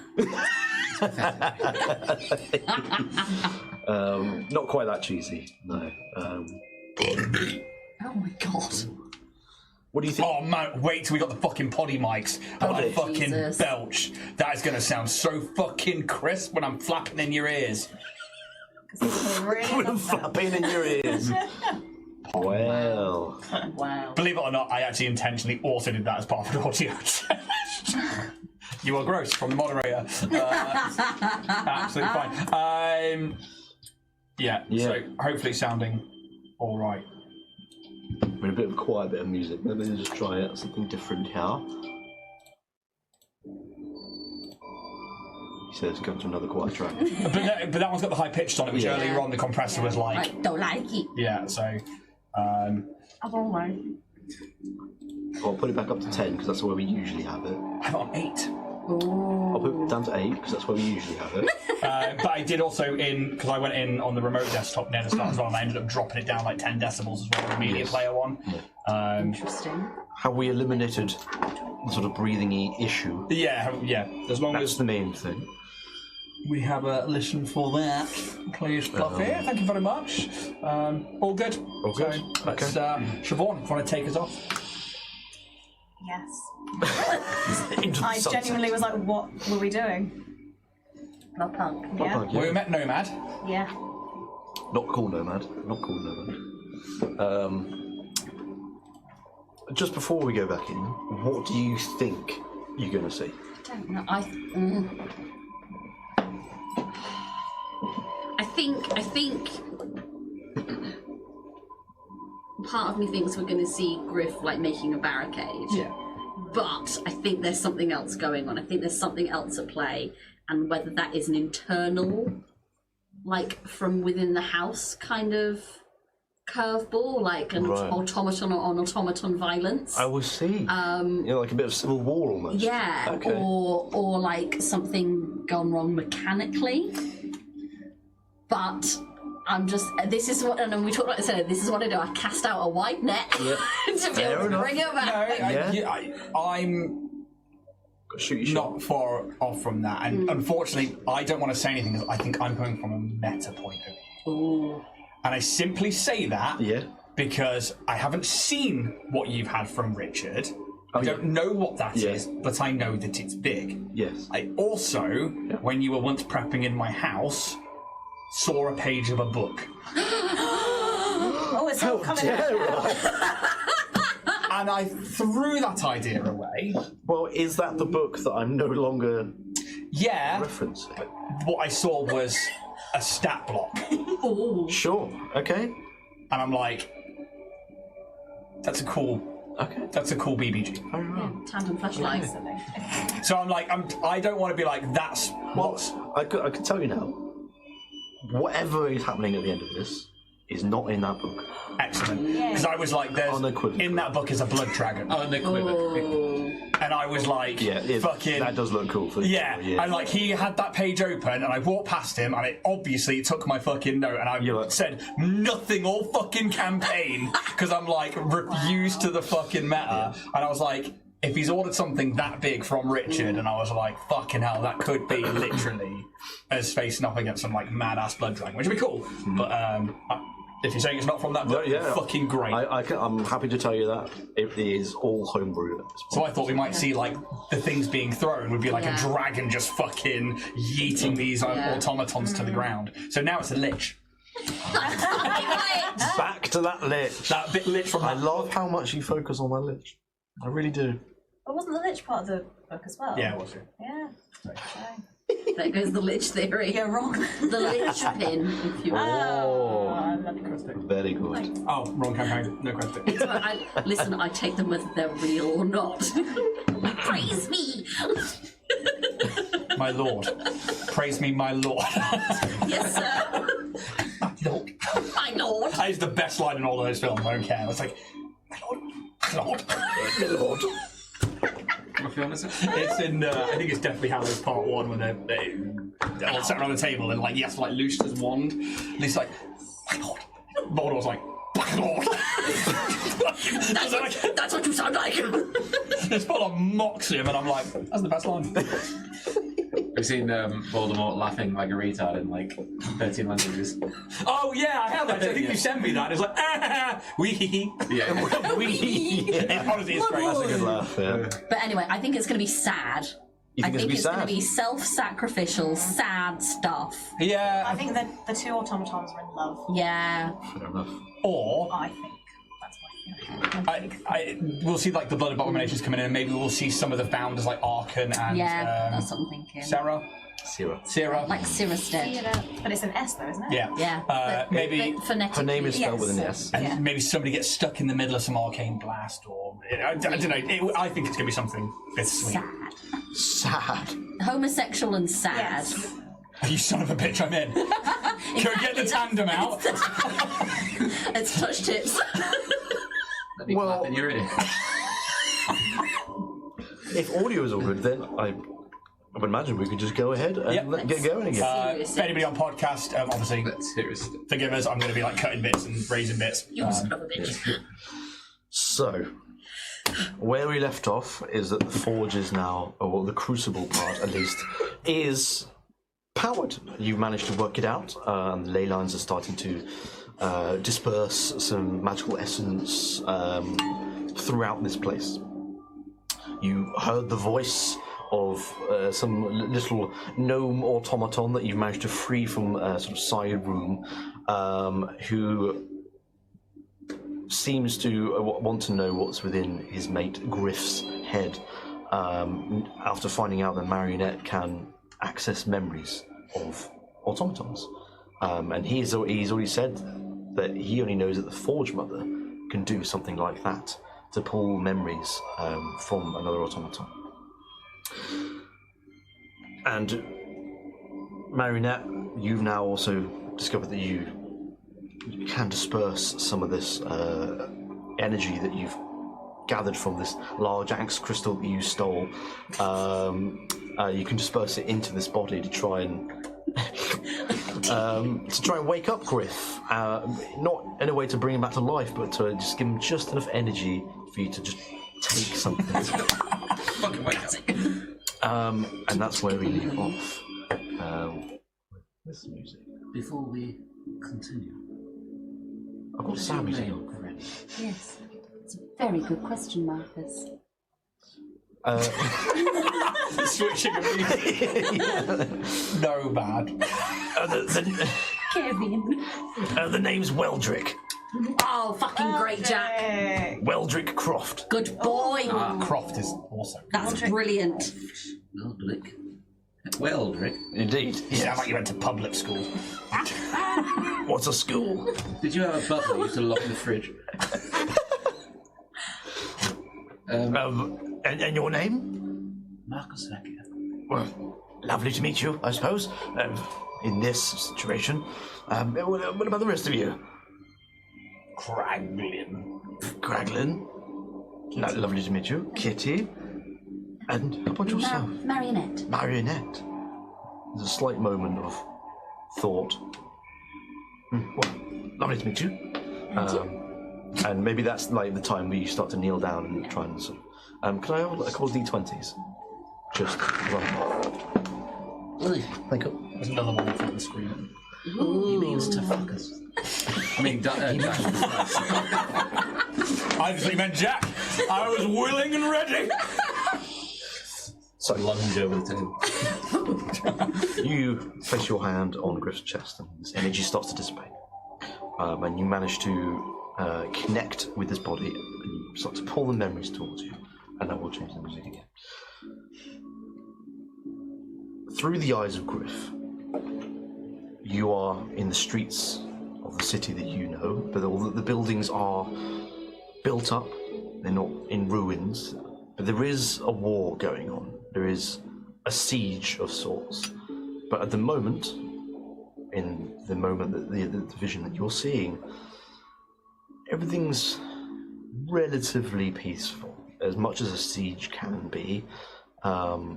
It feels like perhaps maybe it's just started, like a week in kind of thing.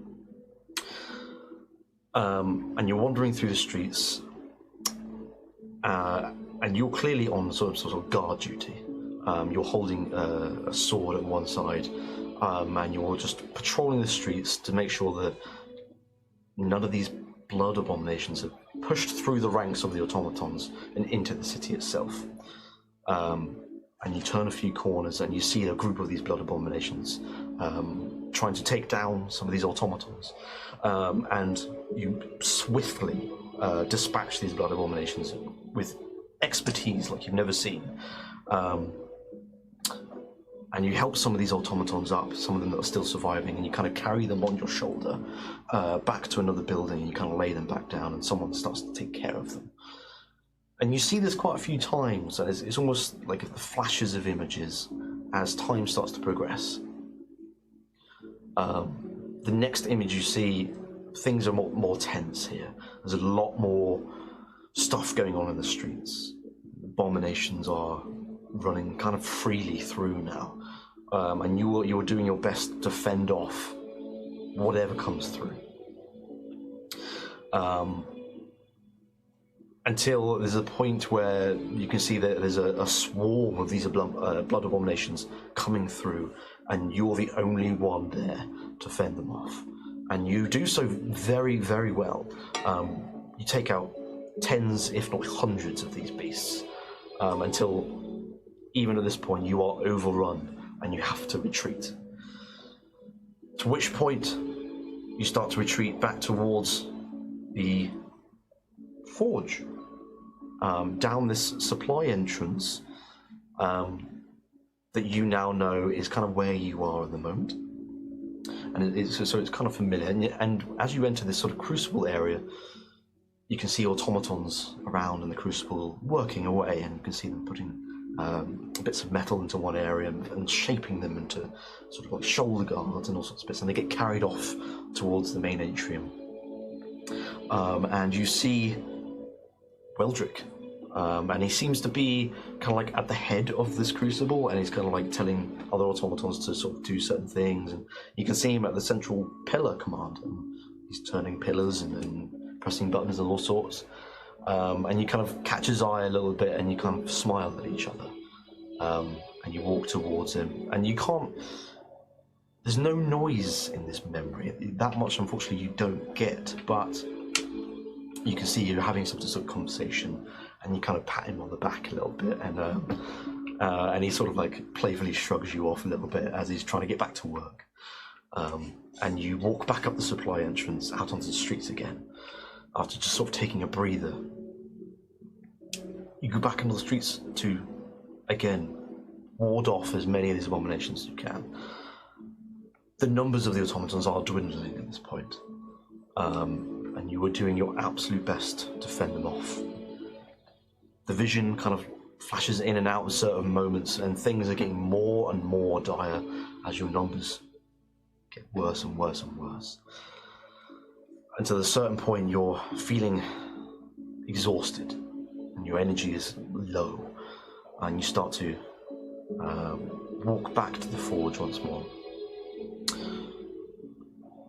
At this point you reach the crucible, and these automatons that were working there before are starting to just chuck their tools to one side and make a run for it, just to try and find somewhere safe. The crucible just left to be what it is, to dry and go cold. And you start pushing open some of these doors to the side of the forge to try and see, because you're trying to find, Weldrick. And you can see him as you open the door where you found him, attached like via a power conduit, perhaps like resting or something like along those lines. But you can see he's kind of like powered down in some sort of chair. And you think about going to sort of wake him up, but you don't. And you kind of, your one large hand on his shoulder, it's almost like the size of his entire body. You kind of pat him on the shoulder a little bit, and you decide not to wake him up. And over on a nearby desk, you can see there's various tools and bits of scrolls and paper. And you write a note for him. And you can see through the vision as he writes this note, "Steel spires falling. I thought of waking you, my friend, but our city is on the verge of collapse. Stay asleep until this is over. If you are somehow to wake up, I'll be here, in body or in spirit, both, as I always have. Hopefully it won't be too long. If you have to use this crystal," as he grabs a small little crystal gem that's on the desk, "I really hope I keep my memories. And if I don't, make new ones with me. This isn't the end for us. See you around, buddy. Griff." And he kind of rolls it up, and with this crystal, puts it into one of Weldrick's pouches that he wears on his tool belt, kind of just ties it up, leaves it there, closes the door behind. And you can see that machinery that was there rips from the crucible and drags it along to the front of this door to bar it closed.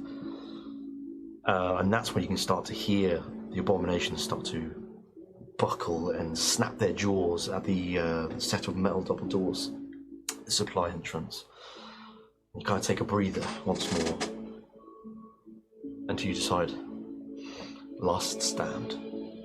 And you make your way through the side entrance to try and flank these creatures. When you do so, Your sword isn't with you at this moment, but you manage to pick up like the arm of another automaton that's holding a sword, and uses that as his weapon, and flanks these creatures, and you dispatch them as best you can, and valiantly so you do. But you look around once more as more of these creatures are just swarming in on Griff, and he's just battling them off, just swatting them to one side, cutting clean through multiple creatures at once, until eventually the vision sort of blinks out again, and you can see him elsewhere, somewhere else in the city, and you are breathing deeply, and you're like walking again through these streets. You look down, the arm missing. One-armed, you limp back towards the crucible once more. You enter through the side entrance, and you can still see this door is still blocked from where Weldrick is. And there's a feeling of relief that flows through you at this moment, knowing that no one has got to your friend. You walk over in front of this blockaded door, and you sit down, and you close your eyes to just breathe and try and relax. The noise here is quietening somewhat, apart from you can just, I know I said there's no noise earlier, but you get the sense there's a low rumbling, like a vibration almost, throughout, no matter where you are in the space, there's a low vibration happening. And you sit cross-legged with your one arm, and you shut your eyes for the last time. And that's where your vision is pulled back out, and you're back to where you were as Marionette. Yeah.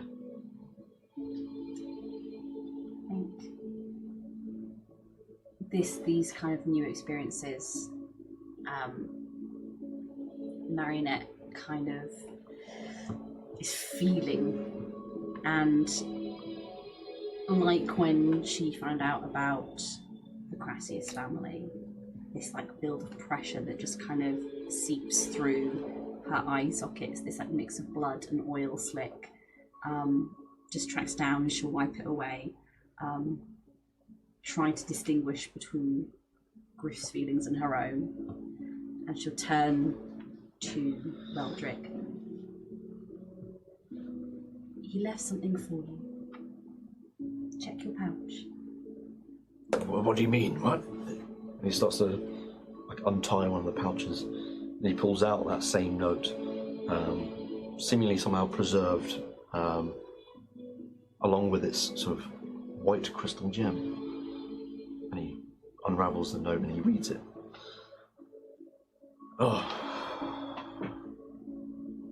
was right. He did protect me. Fool. No, it's not foolish to protect the ones that you care about most. I know I'm not much of a fighter, but I wish I was there with him. Perhaps he knew that you would be needed after everything. I know he wasn't the smartest, but suddenly seemed to be wise. Just knew things, you know? He kind of sort of turns the crystal in his hand. Well, I certainly can't do anything with it. The Forge Mother can, but God knows what state she's in. Well, perhaps we should take off the top and find out. So just like furrowed brow. Don't worry about it, it's fine. In all fairness, we just saw a big machine with an eye, a lot of devastation outside. We just thought, let's just blind it rather than kill it, and just hopefully it won't see us. Well, the Forge Mother means no harm, never has. We didn't know that. No. Well, I suppose that's true. Quite threatening, really. It's really quite scary. It's a lot of manpower went into actually covering it up. Like 2-man power. We lost 2. Well, I'll work on making sure this crucible is up and running. properly, get things rolling again, I guess. Do you want to come see the Forge Mother first? Probably means more to you than it does to us. Let me, Do you need a moment? yeah. I want to check the space out first and see what remains of it. This is where I worked, and yeah. Go on without me. I'm sure I might meet you up at some point, but I'm okay for the moment. Thank you for somehow looking into Griff's memories. Yeah. You'll make new ones. If it works. I have a good feeling. I hope so. If we see the Forge Mother, we're pushing a good word. Well, the last automaton standing's got to count for something. Exactly. Go see the Forge Mother. I'm sure she might be quite interested to see you. Outsiders. And you're not against us or anything. Again, I don't know what state she's in, because I don't even know how long it's been. How long I've been asleep. Inactive. Do you know how long it's been? Long time. Probably not too long.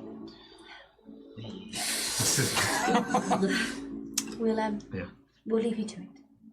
Very well. And if you go see the Forge Mother, you can do. Get it? Shoot first, ask questions later. Let's just take its eye off. Stand climate wall. Please don't. I think this might be my mum. Is that Syrah? How much of them do you think is in? Like, as we walk out into this like main atrium, and we see like the tarp over the eye, like maybe like. Can I use Mage Hand to just really quickly? I will say, even as you enter this atrium, you can see things are starting to move. You can see the hooks along the tracks are like starting to like rotate around. It's kind of this one continuous rotation, and you can see this long sort of almost like worm-like automaton starts to twitch in a few places as the power starts to run through it. Some of these arms and their like clasped hands start to sort of open and close, and as it starts to kind of like move on its own, it starts to look around the area of the space, and it just goes as it rips away the tarp just in one fell movement, just rips the tarp away. Incredible. No care given. Quickly, she's distracted. Hit the lights. On the wall. And it starts It's moving! and when you see it start to move, it's starting to like move in the arm in certain places, and it's almost like it's going into automatic mode of I must be back to doing what I was doing. And you enter this space. Nothing happens, nothing is said. What do you do? Excuse me. Hello. Down here. And you can see this kind of like ocular eyes kind of not like snap to you, but it starts to swiftly move around towards where you are. And who might you be? Love it already. Little ones? Visitors? Well, I can see that. Not from round here in Steelspire. No. No. Tolia. Kanrath.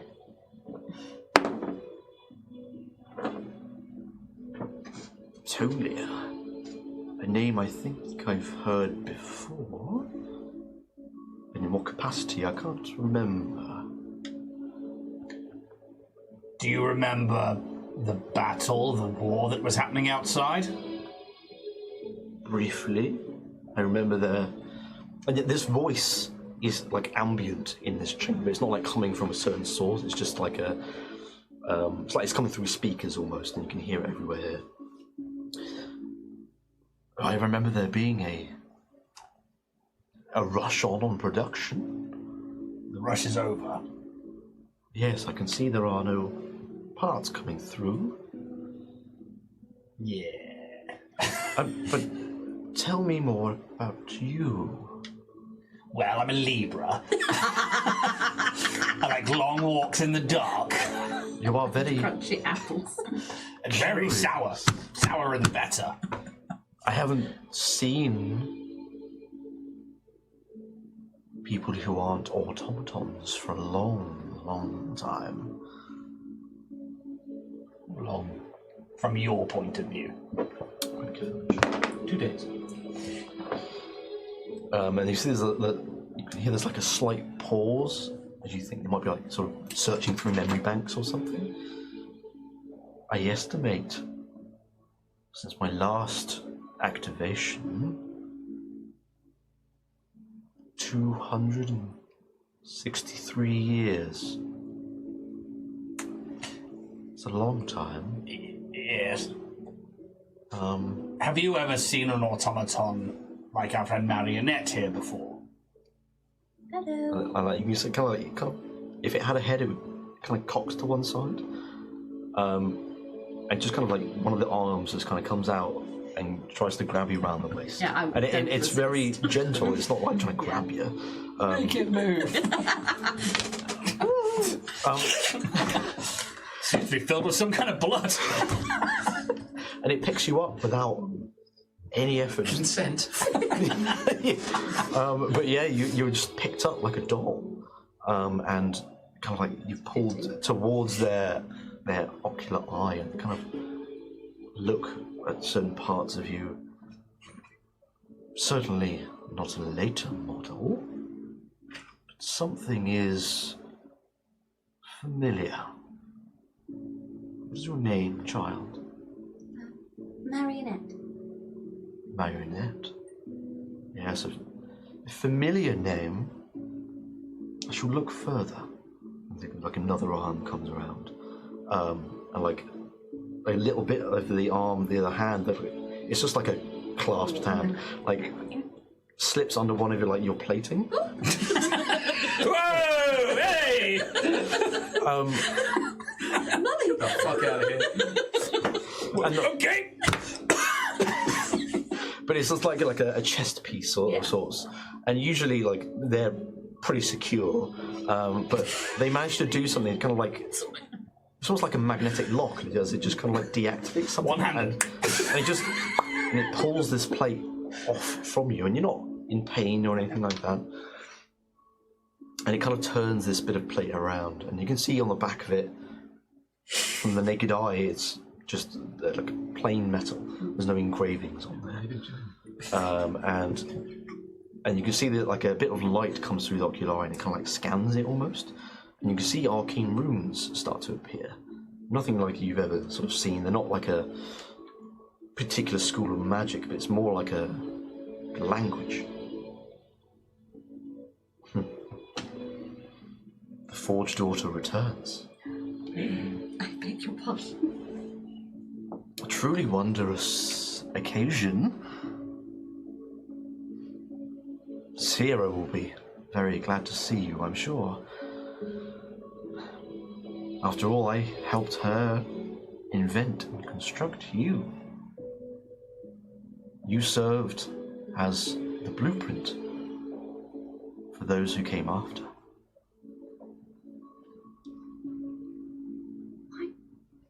Why don't I know this? Why do I not have knowledge of this? I can see that you clearly don't remember. It is unfortunate that you no longer remember your true origin, but this Maker's Mark is something I did. I remember that clearly. My memory is somewhat foggy, but this I know.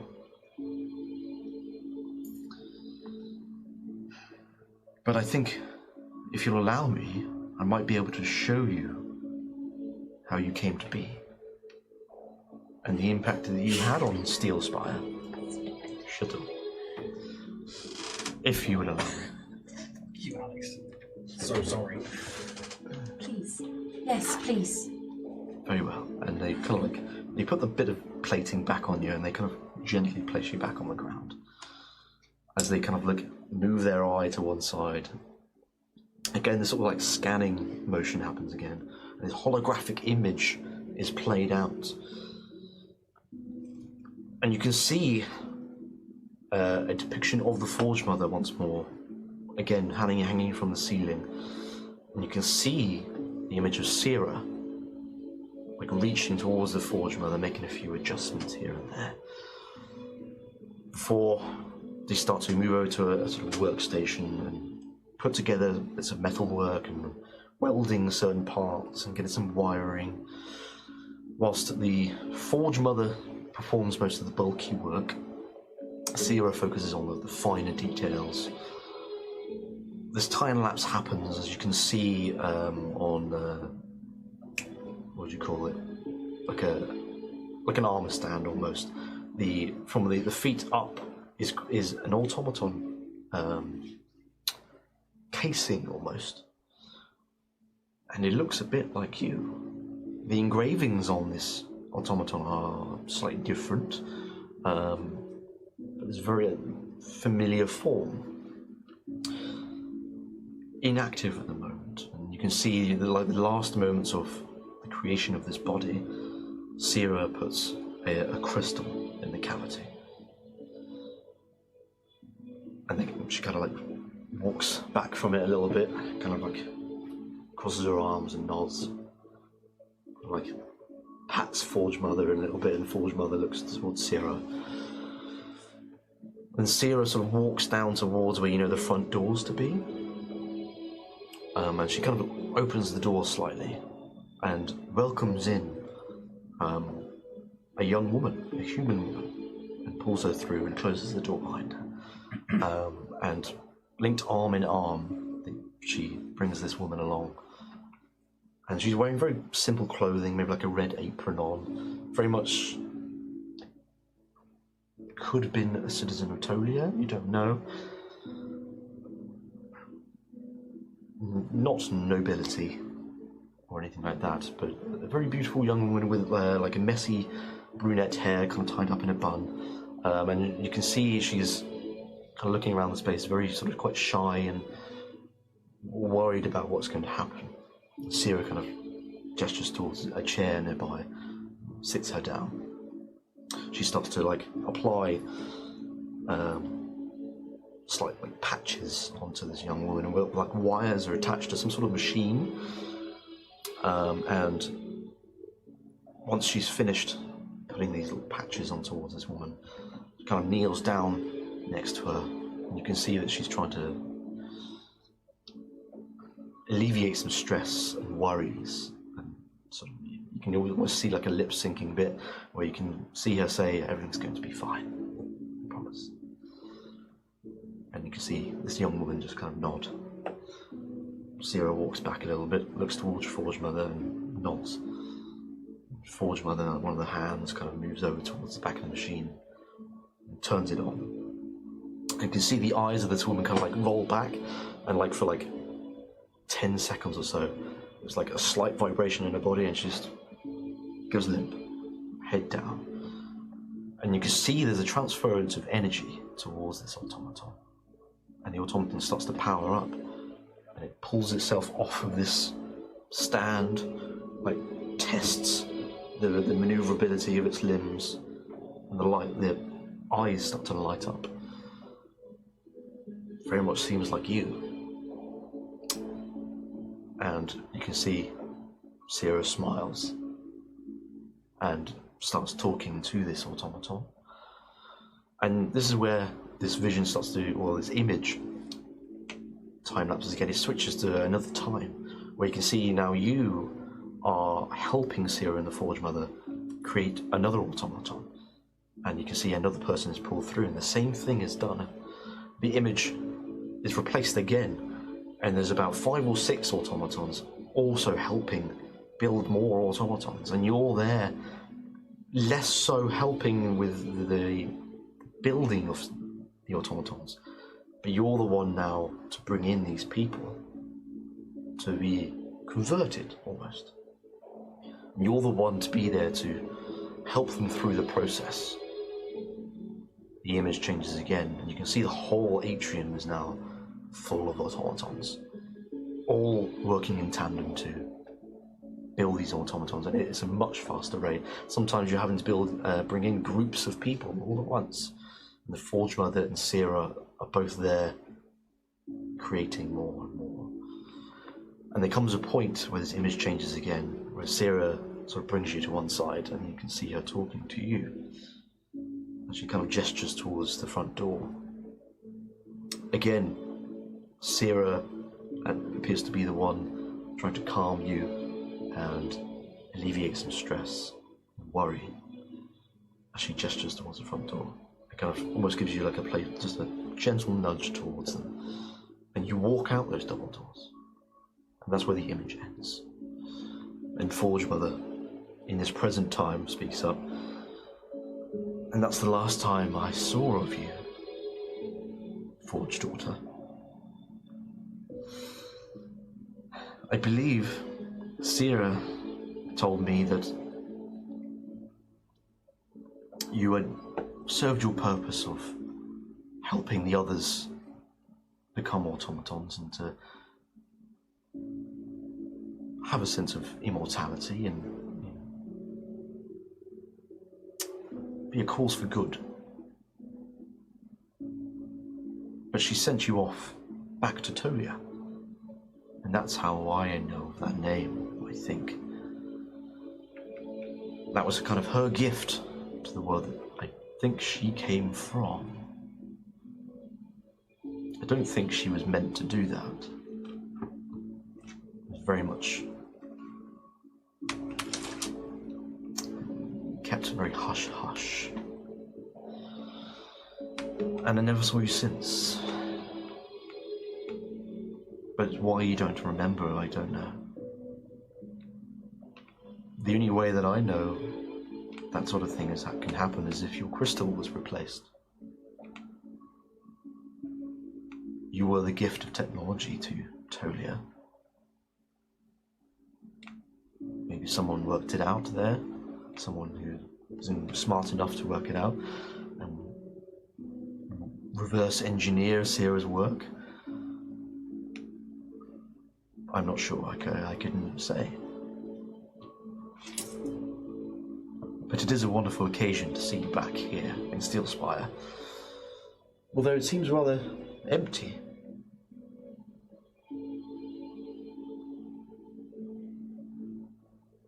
There is only one more. Automaton? Or Yes. who, might I ask? Weldrick Croft. The Forge Master down in Crucible. Yes. A cheeky fellow, but good at his job nonetheless.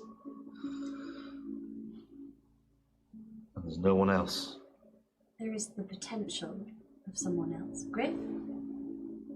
Ah, yes. He saved Weldrick. Left him a crystal. I heard tales of Steelspire's finest warriors. The more the better, hopefully. Forge Mother, may I ask the mortal vessels that are left behind? What happens to them? They are discarded. Their bodies are still somewhat useful, not to us, but I believe most of them were sent over to the Bloodlands. Arkan, I believe, was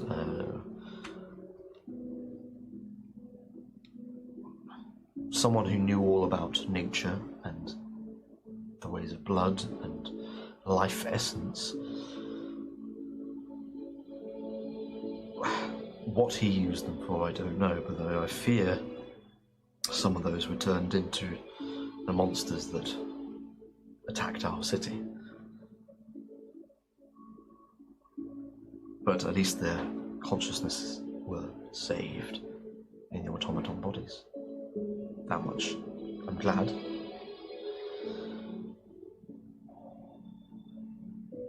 I don't know much more, I'm afraid.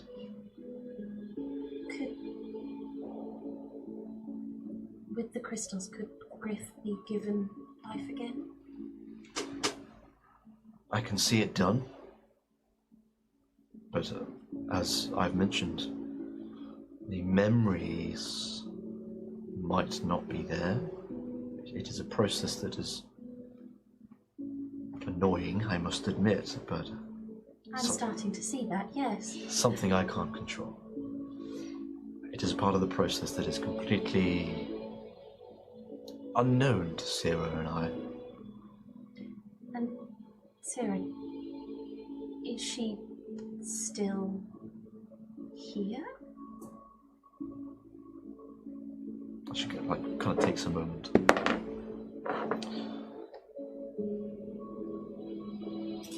It's hard to tell.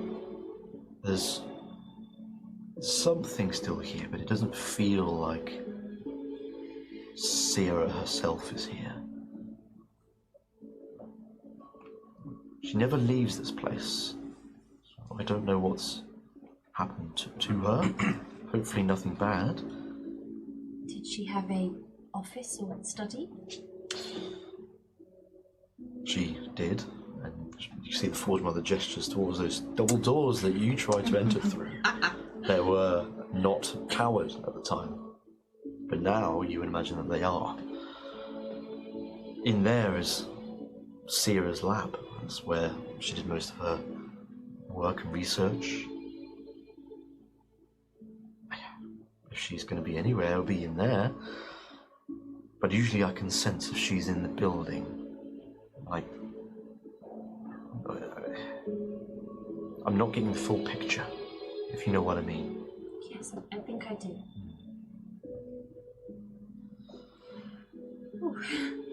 Well, I hope your journey here hasn't been too fraught with danger. Oh, it's been absolutely abysmal. But it's- Genuinely, the worst of all of the memories that I currently have, just dreadful. But also good.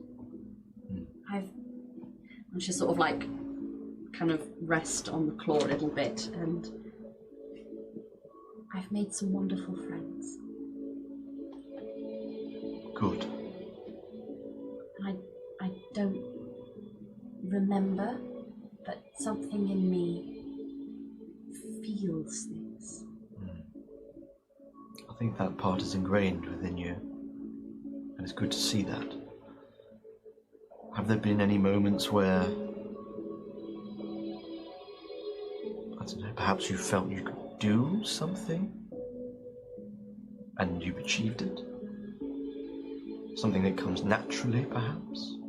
More and more, I think. In my previous position, I was a nanny. And I took care of a little boy and a little girl. That's quite suitable. I let them down. Oh, I'm sure that's not the case. It is. But I know better now. And I'll do better.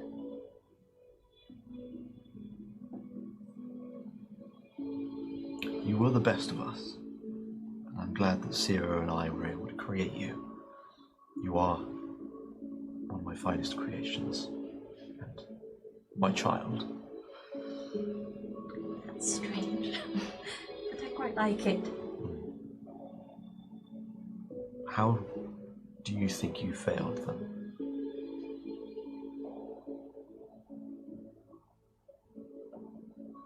I let the world twist them.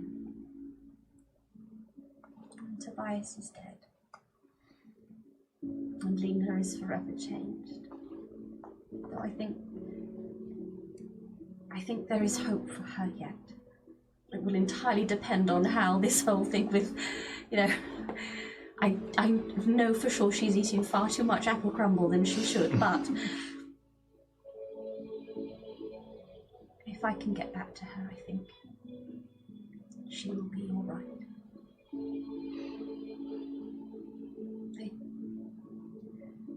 If this technology was a gift, and I think she'll look at like the blood tubing that runs through, I think it has been twisted. Certainly not what I would have chosen. But it's good to know that even if things have been twisted, something beautiful still came out the other side. And I highly doubt that you let the world twist them with the knowledge of it happening. You're not in control of everything. I'm sure you certainly did your best to look after them. But that can only go so far. There are things, unfortunately, out of our control. And I'm sorry to hear that Tobias is no longer with us. But Lena is still alive, I presume? Oh, yes. Something good has still come out of it. And I'm sure wherever you've had to leave them is somewhere safe. Left them with an automaton called Wildy. He's absolutely wonderful, and he can actually sense the taste of apples. It's quite something. And you can almost, like, hear the sound of a smile.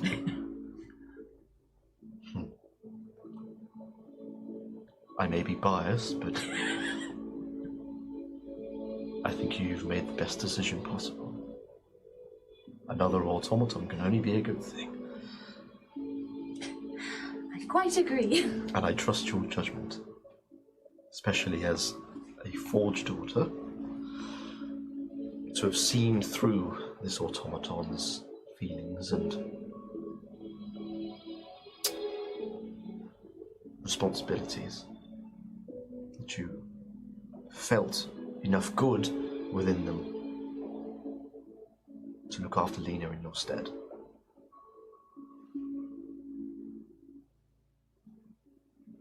Looking for the good is... Tolia is a dire place, but there is good to be found. And I think the corruption that has seeped into its veins. And I think she will, even though she knows it's probably not going to go through, she'll cast Bloodlink with the founder. Sure. So that he can just hear. Right, and you're trying to like contact him, sort of thing, or just So it's just that bloodlink, just so not even just. It's almost sending like a ping. Yeah, like a ping to be like, I want you to hear this. Right. All the corruption in the pursuit of immortality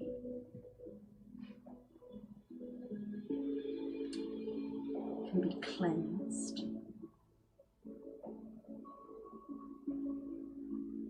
And we can start Tolia anew without the rot of selfishness, greed, and the short-sightedness of a life lived too long. I'll just cut it off. I will make note. I'm dangerous.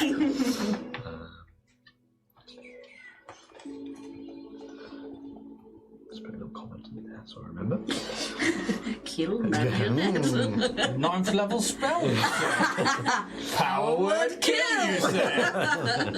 Powered stun, powered kill. Powered pain. Yeah, that's it. Stun, pain, kill. Yeah.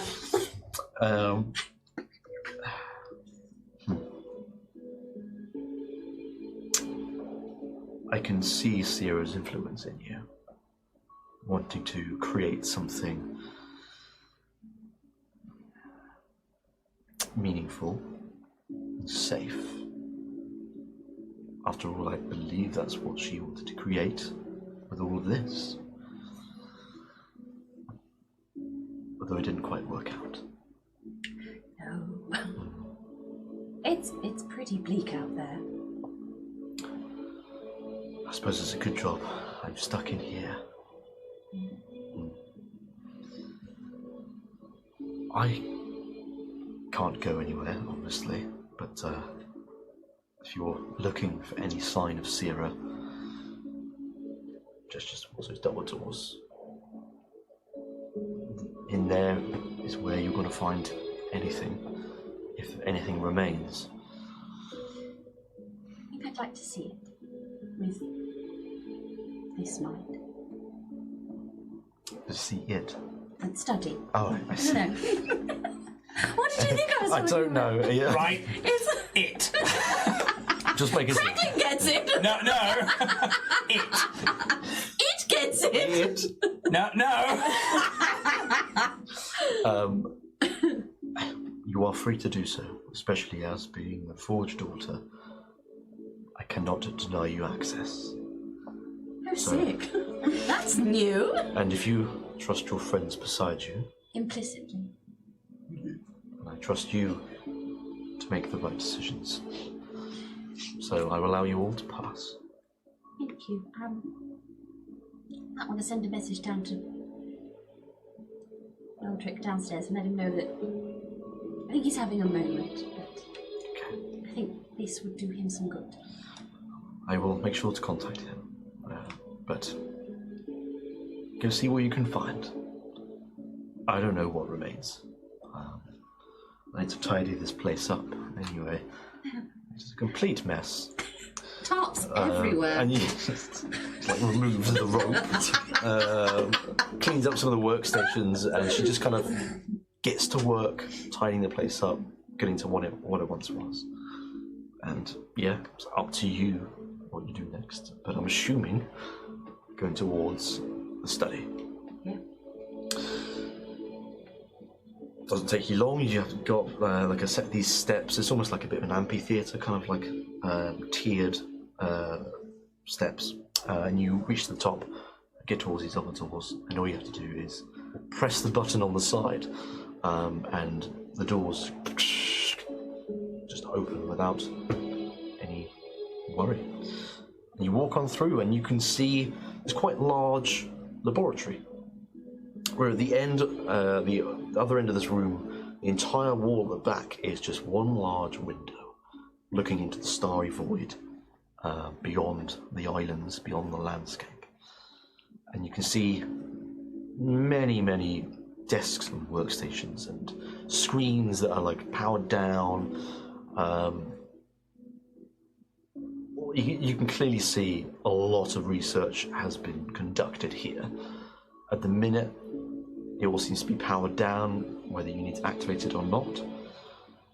You can roll me a quick perception check. If anyone else is entering this space, please enter perception. Enter a perception. Yeah. Roll a perception.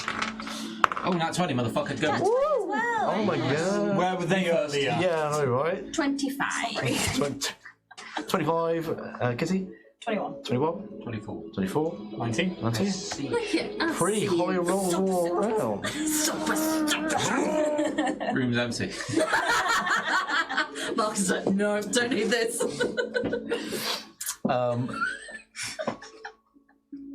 Most of you kind of like scout the place out just to see if maybe there's any more automatons that somehow come to life with you lighting the crucible. There is not. You can't even see any bodies within here either. I think, Marinette, with the 25, you just about see that there's a small blinking light on one of these consoles. And it's like just above where a few buttons are. It's just this small blinking light. You click. Trap activated. You click the button and the whole space starts to light up.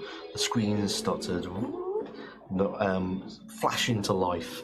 And you can see all sorts of graphs and sort of research. Doesn't mean anything to you whatsoever. You look at it, it's just gobbledygook. And eventually the whole laboratory is powered. And you can see like a few small machines start to kind of like whir away on their own. Until you see a small, like an ocular eye kind of come out one of these consoles. A little bit like in Star Wars, like with the door. Yeah, a little bit like that. It looks quite... Jabba home? No. It looks... Somebody let out Jabba's cat. No, kidding. It looks quite similar to the Eye of the Forge Mother, just a lot smaller. And it starts to, once again, project an image into this space. You see Zero in sort of full size right in front of you, and they're kind of like looking directly at you. Still wearing the sort of tan-coloured, hooded, thin cape, and simple form-fitting clothing. These cloth wraps that wrap around her feet and her legs. Various small tinkering tools and pouches on her belt. Rolled up sleeves reveal like the dark steel metal plating that you saw in the vision, and saw a little bit of in the Forge Mother's images. Now, as she kind of faces you directly at this moment, she is still human. Like, the lower half of her face is entirely automaton. Like, her jaw has been replaced by something new. And it's made out of this dark steel. But it doesn't look like it's out of place. It's exquisitely crafted, and it looks like it's meant to be there. And you hear her voice. If you're seeing this, I am no longer of sound mind. I don't know who you are, but if you're here, then you must be rather capable. I am Sira, Prime Sorcerer of all things science and technology. Proprietor and creator of Steel Spire. While she may have seen my form as I once was, I am limited in my consciousness and my memory banks. And just leaves it at that. And the voice is coming from this image. What do you do?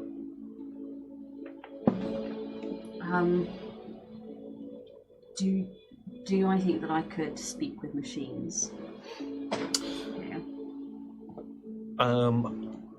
I will say that you don't feel like you need to. Okay. I think this is literally like almost like an AI we're chatting to. This is like something they've left behind from their memory core to ask questions of. That's the feeling I get. It very much feels like they're talking to you, expecting a response. So, yeah. Hello. Hello. Who are you? I am Marionette. The Forge daughter?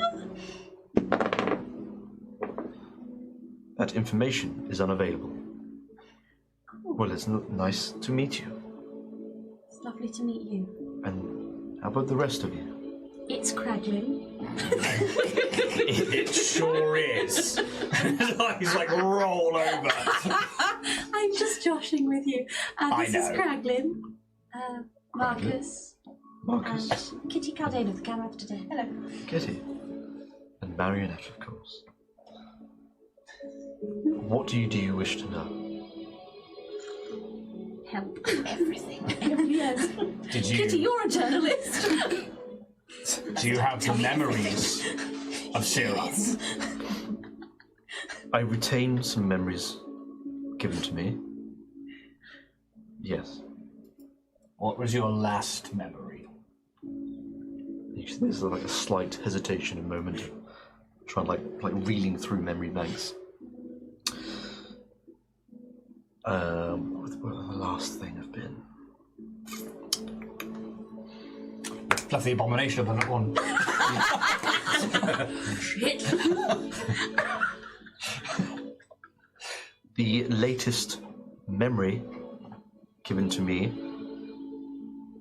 were one of panic. I believe Sira's last actions were making a mass consciousness upload to the Mechanarium databanks. Not something she's ever done before. Do you know why this was? That information is unavailable. Where is this Mechanarium? You are standing in it. Are those consciousness, are they retrievable if we were to get the automaton bodies? What is it you're exactly referring to with that? Like, if there was a mass consciousness upload, is that like of all of the automatons, or is that you're right. I will clarify on mass consciousness. She tried to upload herself to the Mechanarium. When I say mass consciousness, tried to do it quickly. Are you the product of this? I am. Is there a way to check the... I wouldn't know what a backup log is. Is there a way to fix the blank spaces? You can see there's a slight moment where they kind of look to one side. Just no, I believe those blank spaces are exactly that. They are not corrupted. They are missing. That information is unavailable. Fantastic. Be told. Do you know what the war was about? Yes. Arkan attacked first. Arkan became angry and disillusioned with Thalen and Sira and convinced himself that they had no need for him anymore after he had finished terraforming and saturating the land with nature. Over time, he grew jealous. And that jealousy turned to hate.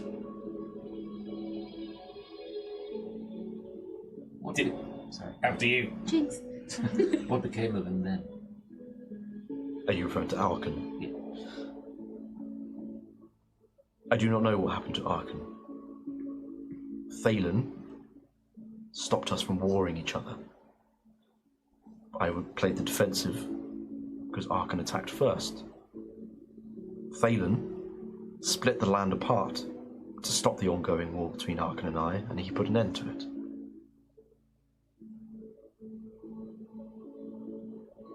Should we ask about the family? Yes.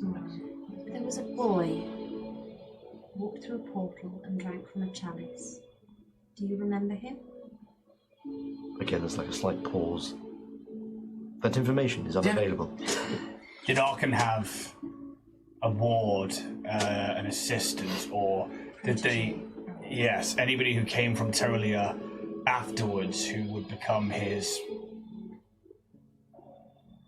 student? No. He's too proud to be having an apprentice. Do you know of Tolia? I know of Tolia. Do you know what became of it since your departure?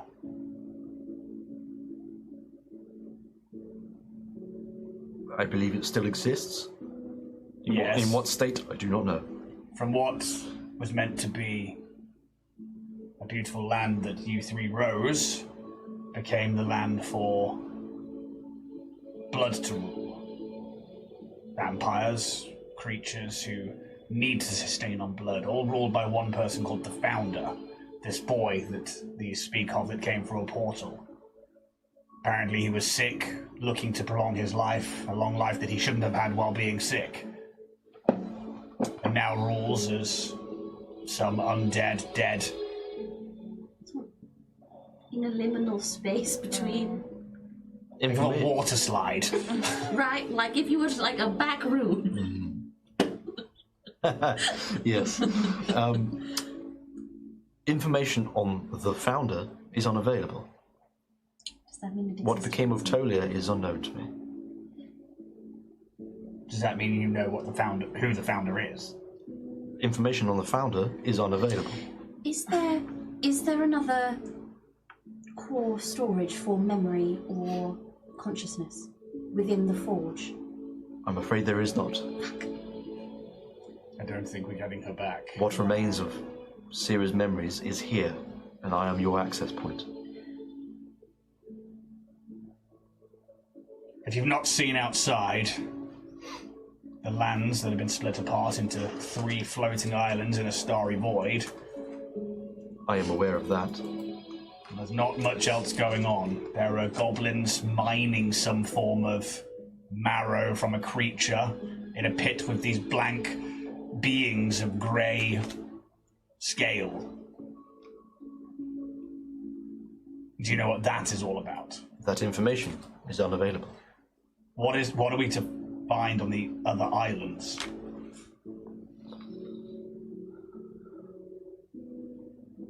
Who's left to rule this place?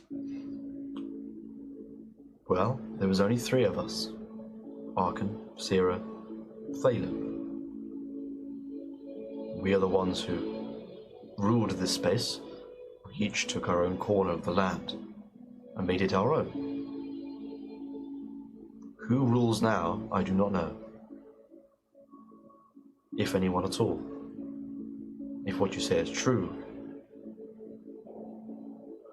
I have no idea what's going on outside. Do you know anything about the blood god? Or a blood god?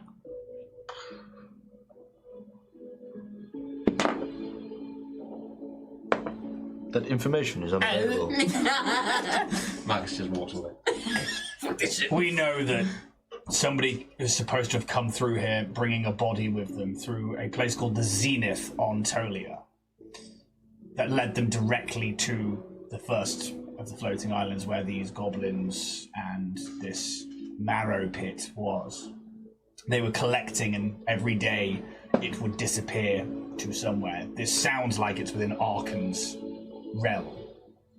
Then we came here, and all but Weldrick and the Forge Mother are all that remain. Everything was powered down, everybody dead. Something still either ravages or rules this place, but it's twisted and rotten like Tolia is. It is not the picturesque, beautiful Eden that you all raised. Zenith is the access point between Tolia and this space.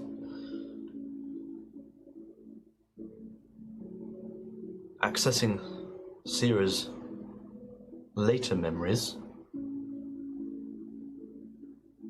Sira spent a lot of time on her own after the islands were split apart,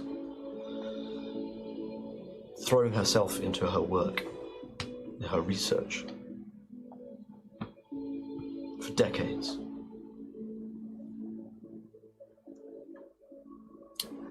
Nothing ever came of it, but she kept going anyway. It started with losing days of sleep, and then it became weeks, and then it became months. I've already given you the information on the very last memories I know of Sira uploading as much of her consciousness as possible to the Mechanarium. Why did she want to upload everything? Why? Is there a reason behind? Was it because she knew her demise was imminent?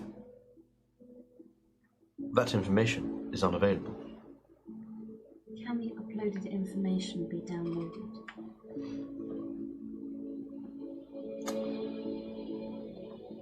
It is a lot more complex than just streams of data. Explain it. I am my own consciousness. Could you share a body? I don't share a body of sorts. I am part of the room that you stand in. I am not something that can be transferred. In a way, I'm much like an automaton, whereas the soul stays behind, can be revived through proper means, but the memories may be lost in the process. But moving me from one place to another is entirely different. Where is your body? Flesh body. That information is unavailable. She really did a quick job, didn't she? Is there any check that I can do to kind of determine whether it was just an accident, like a pure accident, that all of these particular memories aren't available, or is it either tampering or something like that? Because it feels like the kind of all the information on the founder, it feels like that's such a bit of information that is, yeah. You can give me insight, I think, to try and if what you know of Sierra, if that's the kind of thing that she might do, is to withhold bits of information.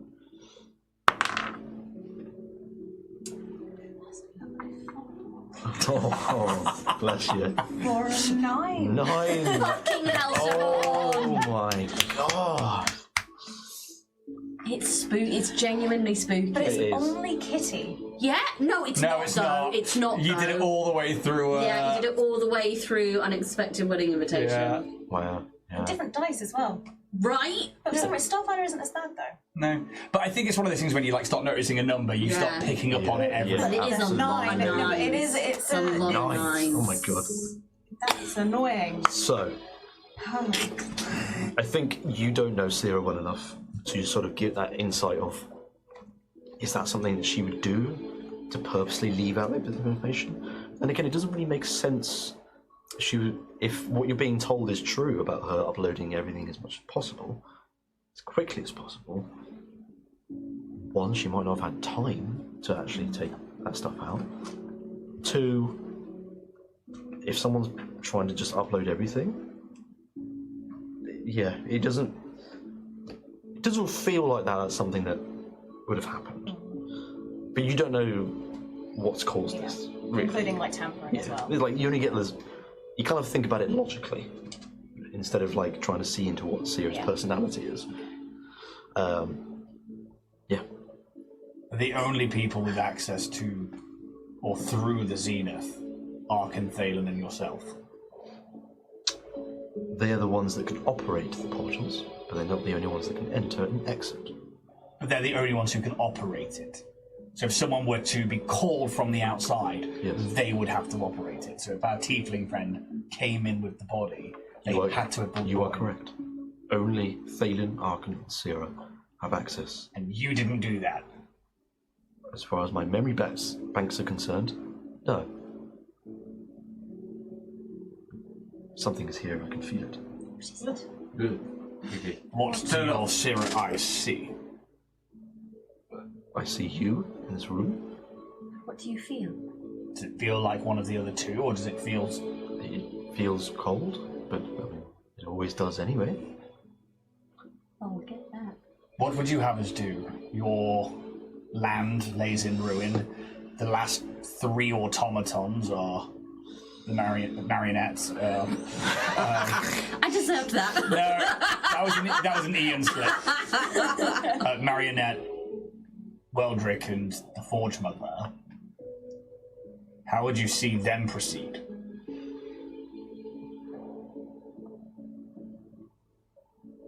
Although I am not fully Sierra, I would imagine that she would want them to continue living and to create something new again. To keep going, because that's all that we can do. How do we know? Oh, You right? Oh dear. Everything is fine. it didn't sound fine. Just checking. Is that Jack noise around? Yeah, you good, bro? I'm fine. Okay, good. Jack is fine. What? Can you make a perception just to see if Absolutely yeah. you can, yeah. Yes. We'll do Got that. you. Roll better. Fucking 13. Not 20, motherfucker, you! Oh my god. I really have to wee, I'm so sorry. 24. 24. 29. Oh my god, 29. I've got so much fucking expertise. God damn. Okay. We'll let Ian come back from his nature wee. This is cool. This is really cool. Is it? This is very Good. He's made me exciting. get leaky. Yeah. You have a mother! It made me quite happy to see that I, Yeah. draw that Just emotion like- See a woman cry. in a good way. Oh, man. Oh, crikey, O'Reilly. My original plan for this whole thing was going very differently. Until yesterday, where I was like, nope, Ooh, fun. different. Ooh. And I'm glad where it's gone, so I'm happy with I it. can't wait to find out what you were going to do. Yeah. It was just boring, I think. I genuinely was just like, it was alright, but I'm like, nah, I need something different here. This has been Spicy. So I re-left Why it. is it spicy? Make sure you can miss. We'll the campaign, mate. Sick. Crackling's king. Sick. 29, 24, 13. 13 and 14 was it? 11. Bless you for thinking Okay. You, like Marionette and Marcus, you see. I mean, you will notice that there's something going on here, but you kind of see this image of Sierra, like kind of like almost like a hint of blue around it, like it's like a holographic image, like you'd see in Star Wars or something like that. But you can see there's a ever so slight blink of red. Oh, it's like horrors from the horizon, isn't it? Is that true? I don't know. Like a corruption. I know what you Oh, sure. Yeah. Is it horrors? I can't remember. Yeah. But I know, yeah. The visual. You get a bit of that vibe. I did it good. Are you able to check? I didn't see it. Fucking. Yeah, no, we're just like. Well, you two noticed like there's like a moment of her like in pain for a moment, and her saying earlier, "There's something here. I can feel it." You see that happening, but you just don't see the finer detail. Maybe we're like, oh, did you see that red there? You got red on you. Got rid of it. Okay, so you can sense pain. Yes, I am still a consciousness, a soul. So if something is hurting you, would that be inside this Mechanarium, or is that a physical thing outside that we need to go chop its head off? I don't believe there's any reason to bear arms.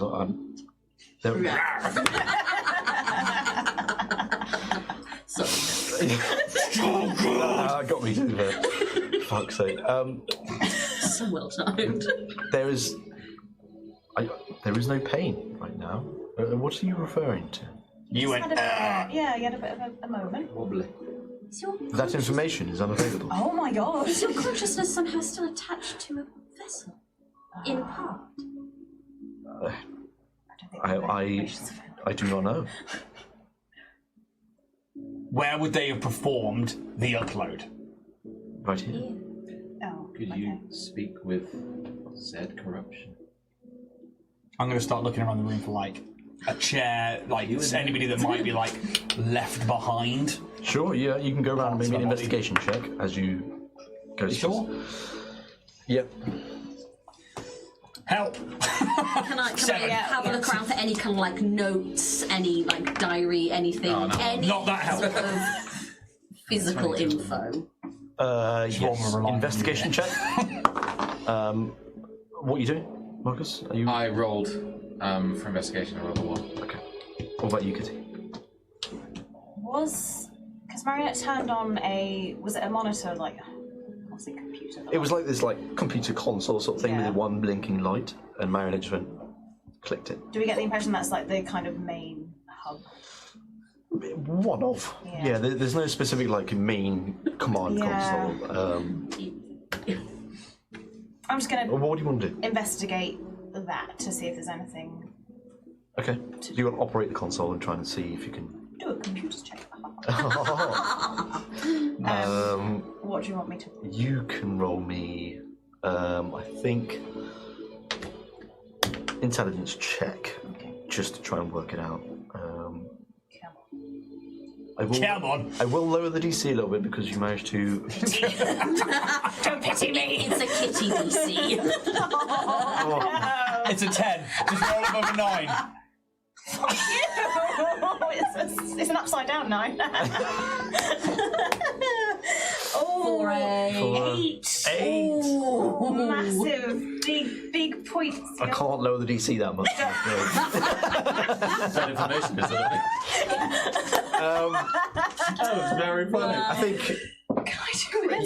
I think you go in quite confident because Could I? I'm 10 and I want to write for the paper. Could I That's what Kitty killed. spend 2 sorcery points to bend luck? 1, 2, 3. Yeah. oh, you get that D4, is it? Or I can. 1, 2, 3. Kanrath. Oh no, I can roll a 1d4. It's not fucking worth it, is it? On an 8. No, I'm not going to do that. I'm not going to do that. don't use it. Don't use it. I think because you worked out the controls down in the crucible, Cat. and that's why I'm like, I'll lower the DC a little bit because you had a little bit of experience there. Half. Briefly, Bit of a you worked out which ones moved what fate. Yeah. Just shuts the thing up. Something has come. Boom. Open task manager. What have I done? Forced quit. Yeah, you're not sure. Recycle bin. Empty. You don't know how to Sarah has been deleted. work this console. I'm afraid it's alien to you. I'm afraid. Technology eludes me, so. Tipex on the screen. Sorry, what were your guys' roles? You rolled a 1 for investigation. Oh, 7. 7. 18. 18. And you're looking for like notes and Yeah, stuff like that. anything anything tangible that I can kind of go. Okay. Like specifically sort of relating to what you're trying to find out with Sarah. Yeah, I think really Marionette's looking for anything that she's left behind. Like, yeah, notes, data, diary. The only thing that you find, that, like any scribblings or anything that's been written down, is just research. And you can see some of it is well written and it's quite well organised and well planned out. And you start to sort of rifle through some of these notes, and it gets quite a bit more frantic. And you think back to when this Sarah image that you heard her say that she was left on her own for decades, just working on things. And you know, that's enough time for anyone to go, you know, crazy. And you kind of get that feeling that she was kind of losing herself. But there are no notes around specifically relating to her losing her mind. You figure that she maybe just banked on the fact of her trying to upload everything in this last moment, of that being enough to tell the story. Yeah, and there are no bodies in here. No automaton bodies, no fleshy bodies, nothing. I am going to scoop up all that research and I'm going to store it in one of my many containers. Well, can I help? I can see you're investigating the laboratory. We're just trying to find out what happened to you. We've come from very far away. Your missing memories that then apparently came from here. Yes. And we... I mean, we're past the point of getting you to the train station at this. I think it's gone. You did actually manage that, Kraglin. So. Yes. But we were originally, or they were originally, and now including me, following the trail of this founder, of this person, to try and work out where their body has gone, because they're both dead and not dead at the same time. Yet we find ourselves here in the aftermath of a war that, again, looks like total ruin. We really have no clue what we're doing. We have no clue what's ahead of us. Any help, any information will help us dig ourselves out of this pit. Also, they have some kind of blood degeneration thing going on, which I don't think was supposed to happen with automatons. They're not supposed to be on blood, right? Technically, there's a whole load of loopholes with that. But we're ignoring them. Blood is not Seer's forte, so I'm afraid neither Sarah or the Forge Mother can help with this blood degeneration. So why has she got blood? I've been through some stuff, apparently. I do not know. I'm sure the Forge Mother has overseen you and looked. But Sierra never used blood as a sort of fuel source for automatons. No, that's what we gathered, but let's just try to work out why. Now, there is. What do we ask now? What do we do? What do we do? I think looking for Sierra may be a good start, or any of the Prime Sorcerers. They are the ones who created this land. Or 3 pieces of land now.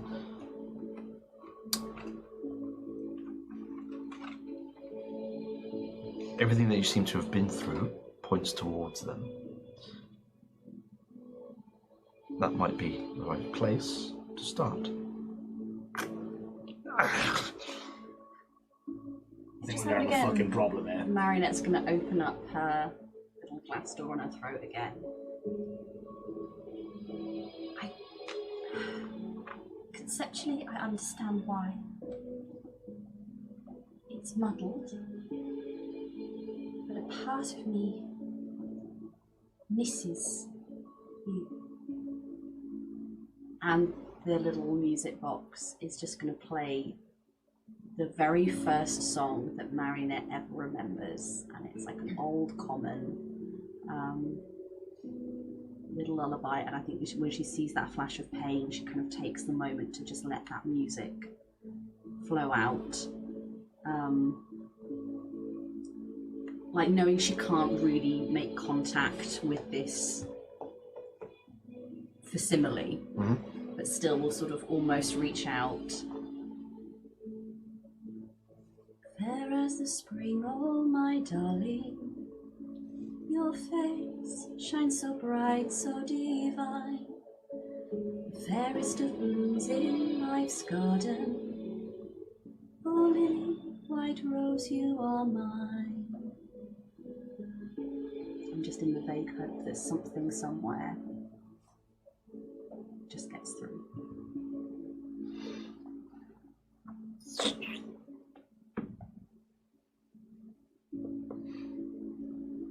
There's no immediate effect.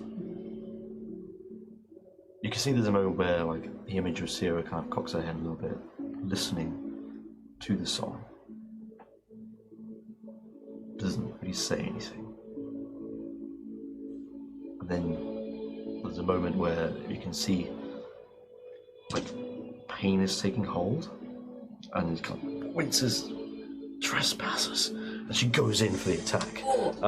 And then image blinks, and she's nowhere to be seen. And that's where we're going to end the episode.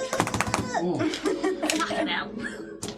Said we have a fucking problem. Get the sword, get the sword! Thank you all for joining us for episode 28 of Bloodpunk. We'll be back in a couple of weeks on the 11th of December. But that will be the very last episode of 2025. So until then, we'll see you around. Goodbye. Bye.